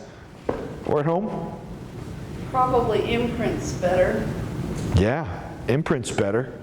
And I think we're able to learn better when our nervous system isn't so active. Yeah. Then it's more retrievable. Yes. When the time comes. Absolutely. It is more retrievable. Any other thoughts? I think that building coping skills is building habits. Mm-hmm. Absolutely. And so you have to do it many times in many situations. Mm-hmm. Absolutely. You know, and they say that a new habit can be initially established in as little as 21 days. You know, a new neural pathway formed, and you know, so many neural pathways have formed already that were not of our choosing. When we can inform people on how to start choosing to create new neural pathways, that's power. That is power. And so, but one of the things, again, they don't have the kids say, well, you know what, guys, in 75 years at this school, we've never had a fire or tornado. To save time and cost, we're cutting away all drills. Y'all are smart kids. If the time ever comes, God forbid, we'll know what to do. In the Zoom, someone said, be able to process it, and then somebody else said, you can't repair your leaky roof while it's raining. You have to repair it when it's not. There you go. I love that analogy. The leaky, that is beautiful. Yes, it said you can't fix a leaky roof when it's raining. Is that what it said? Yep, you got to repair it when it's not. You got to repair the roof when it's not raining. I love that. That is really, really good. And so, but again, and in keeping with our increasingly emotionally intelligent brains, now we know that when our nervous system is active, we don't have as much access to our intelligence. And it's hard to figure out new things to do, figure out new options. Let's just problem solve on the fly when life is in jeopardy. No. So we lay the foundations when it's calm, when there's no tornado or fire.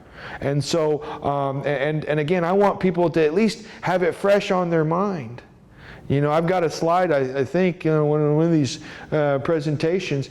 You guys do groups or family therapy or individual therapy. You know, how many times do your patients regurgitate 101 unused coping skills?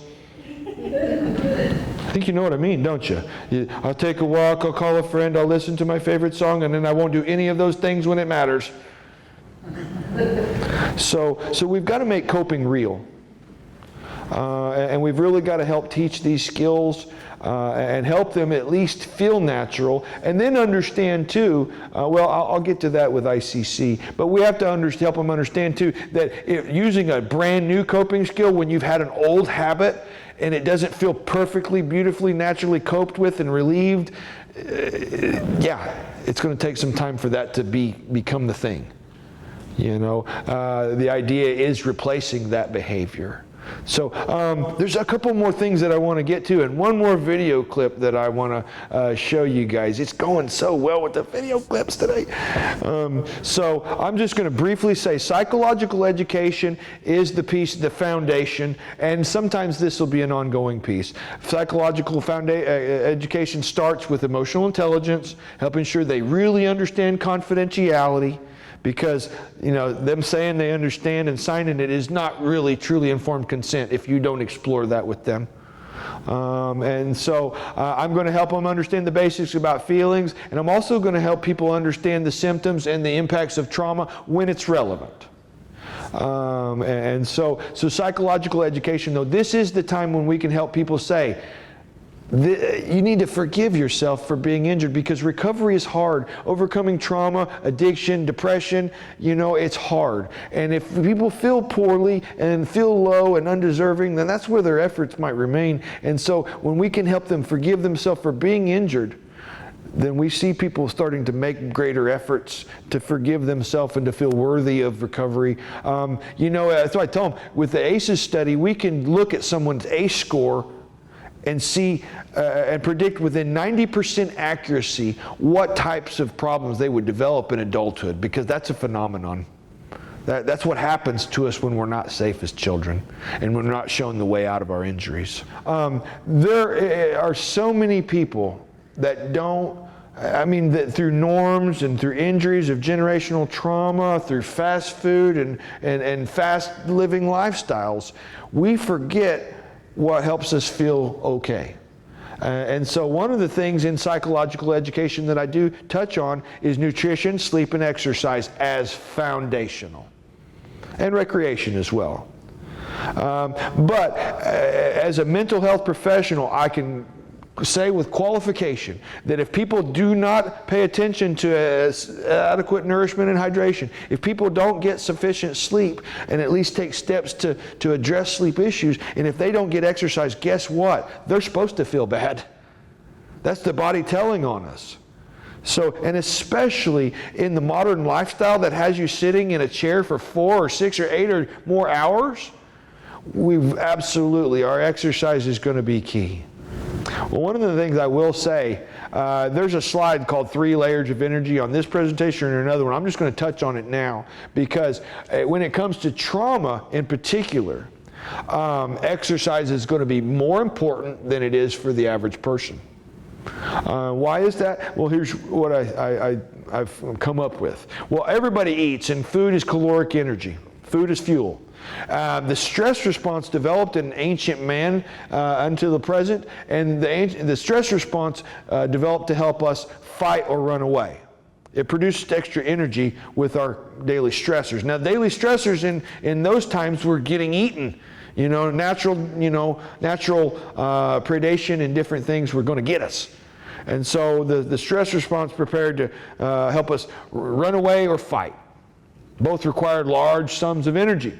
And so now the things that stress us out in this day and age are typically not violent death, life or death kind of things. Typically it's work, it's school, it's family, it's money, it's war, it's news, it's, lots of things stress us out, our roles and being busy.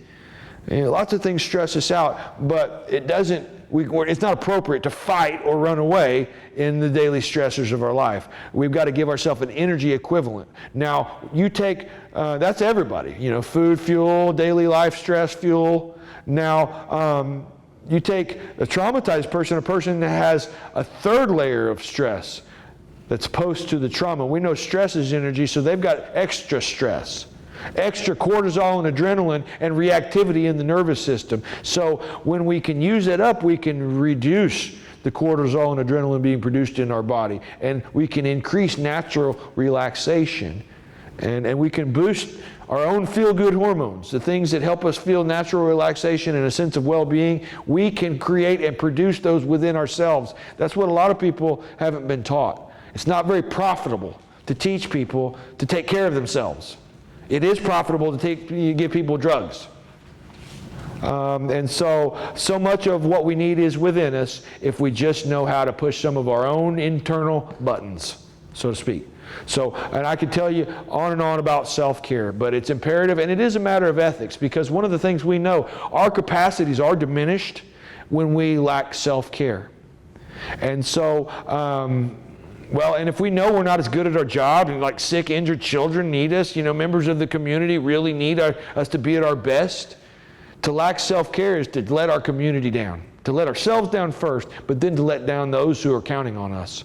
So I challenge everyone, nobody needs to be perfect, but we can all do better, and we probably should. One of the things, we know that, Zooming and meeting and virtual stuff, I think it's with us. I think it's here to stay. And there are many benefits to this. But when it comes to education and when it comes to children's care, we need to make sure that, the process is one that's selected not just for convenience of clinician. Because I know a few docs that love doing medicine poolside, from their beach homes, but maybe not providing the best and most engaged care. But technological processes are here to stay. Playing video games, interfacing, schoolwork. I don't even think they know how to use pencils anymore. Whatever. But also we need to understand that when we allow children in excess of 2 hours per day of social media or video games, we're seeing rates of depression, social problems, anxiety, physical health problems, academic problems going up with it. So we've got to let our parents know that as part of their psychological education. Let them do some, but be balanced. If you're letting them do it too much, you're not parenting and they're not developing. Yeah. Identify, challenge, and change. This is the 8th chapter of my book, and so this is where this is how we change our brain. And this is the consciousness of emotional intelligence allows us to do it. First, we identify our injuries. Look, remember in history class, you do those timelines. Everything was to the left in the past, and then you come towards the present, the middle, So we have to look back in our timelines, and we have to help others look back into their timelines. Now, old school therapy says you got to process every bit of it, and you got to do a narrative, you got to tell me all about it. Not necessarily. I do believe our symptoms let us know what we need to talk about. Our symptoms let us know when the cat's trying to get out of the bag. But I do believe, train of thought. ICC. Okay, so we have to understand our injuries first, and we also have to identify along our timeline when we may have started to develop maladaptive coping mechanisms, aggression, addiction, addictive behaviors, avoidant mechanisms, shutting down, isolating. We have to identify when we started to injure ourselves with injured behavior.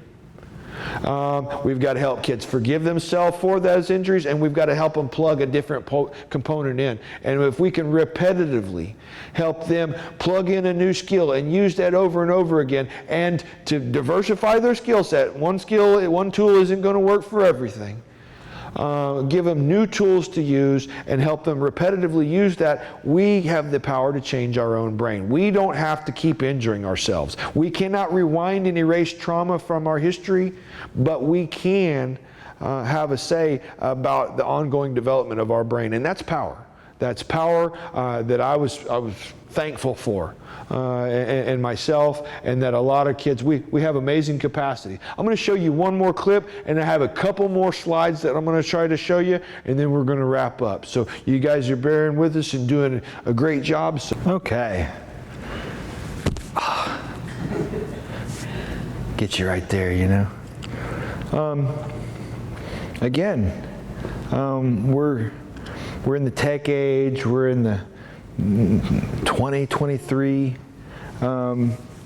Kids are, you know, I have one of the streets in my neighborhood. There's lots of kids that play outside. It's becoming an extinct behavior.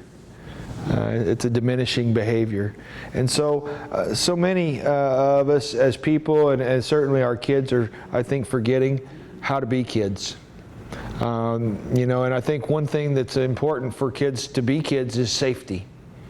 And we have to help them achieve that. So there's a couple more slides that we're going to go to, and as promised, long-winded as I am, we'll stop at 2. Music is something we use for entertainment and recreation, and we stumble upon its benefits occasionally, and we don't use the power of music and movement with much intention, most of us.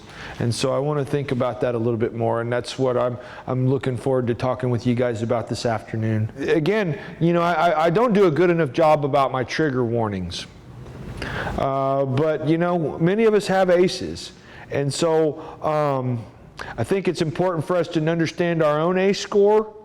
And not necessarily that we need to be sharing this with people, that's your own business, but understanding where you've made it, how you've been resilient, you know, what worked for you, who was meaningful and helped you, and what didn't, you know. So thinking about yourself and doing a little bit of your own reflection, I think is going to be important, and because we're all part of this. In one way or another. The 9th and final chapter of my book is called The 4 Ps, and this is about meeting more complex emotional needs. And so the 4 Ps, Jeremy's 4 Ps, are potential, productivity, pride, and purpose. And so, and I'll tell you a little bit about that first.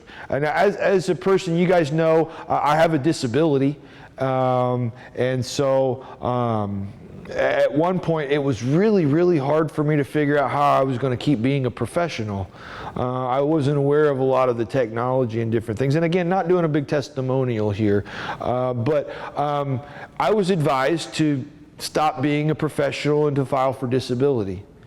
And I was advised to stop trying to live independently and have my own home. By people who cared about me, you know. And so I guess what they wanted me to do was get lots of books on tape, and find somebody to live with, hang out in their back bedroom, and basically get some hobbies and hang out and wait to die. I was a pretty young guy. I didn't feel like I was ready for all that. And so all people, even blind people, even people with other disabilities, have potential, and sometimes amazing potential. I believe everybody is the Michael Jordan of something. And so there's a lot of people walking around unhappy because they didn't harvest their beautiful abilities.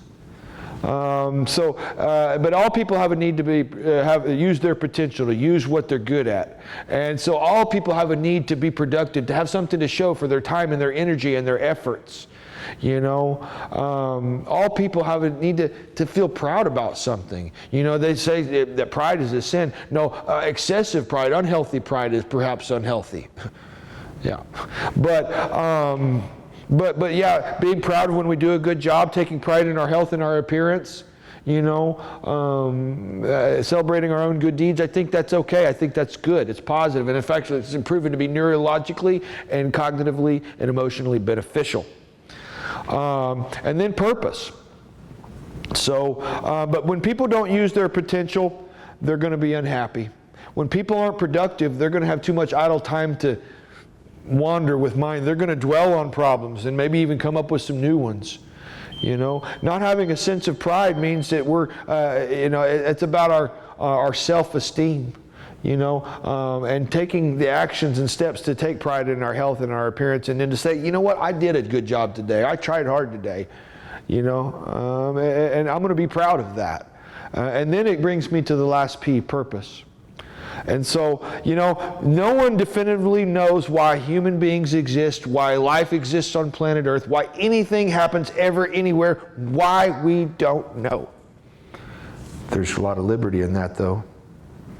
If nobody can tell me why I'm here, guess who gets to decide why I'm here? Me. And so, and I want to teach people that having a sense of purpose is something that you determine for yourself. Decide what you're all about and then be all about it. My purpose is to be the best social worker that I can be and the best person to my loved ones that I can be. That's my purpose. And I'm going to pursue that purpose vigorously because that pursuit gets me through the day. And so I used to believe that we had to wait and, achieve, basic stability first. And then, Maslow says we can eventually get to our potential and our self-actualization and all that. But no, I do believe that these objectives, our pursuit of these, it can get us through some very tough times. And so my trouble kids, my bad kids, those are the ones that I want to make my helpers. Those are the ones that I want on my hip. I want to give them extra attention because it's a need that they have, for one. And I can also use their talents and their potential, and I can help them feel good about themselves. I can give them something productive to do that's not just busy work. And purpose is something we can have at all ages. A 12-year-old, a 15-year-old, their sense of purpose is going to be a little different than a middle-aged person like myself. But it can be at any age. In retirement centers, we can give purpose. We can help people find purpose. For kids, sometimes it's the arts. Sometimes it's, the sports. I'll tell you, my kid, she's in the arts. And she was an anxious little kid. And she was afraid to talk in class. And this last week, she stood at the front of the stage and delivered the solos. And just knocked it out. My pride, so her 4 Ps helped her get well. My 4 Ps helped me get well, and it does for a lot of people. Go to the very last slide on this. Okay, just go to the end. On the end there is our title information. But you know what? Oklahoma is a very injured place. And so we've got our work cut out for us if we're going to turn this thing around. Some people say it's impossible. They said the moon was impossible too. Well, people like yourselves choose to do these things not because they're easy, but because they are hard and because they are necessary. Well, I'm here to say I'm just so proud of what we're doing. I'm so proud of what you're doing. If you believe we're making a difference, I believe that we are. I believe that we can. And I believe that we are. I believe that you are. So I thank you for your time today, and I appreciate your attention. Make sure that you go and do your little evaluation on our website, and Martina, you guys can help guide them to that. It'll take you 2 seconds to do, and then we'll have a certificate for you if you're here present today. If you're Zooming with us, do the quiz, and we will email it to you in the next couple of days. And just thank you guys so much for all that you do. And we'll take a half an hour break, and then we'll be back for Hertz, for your Hertz. More music and movement for healing.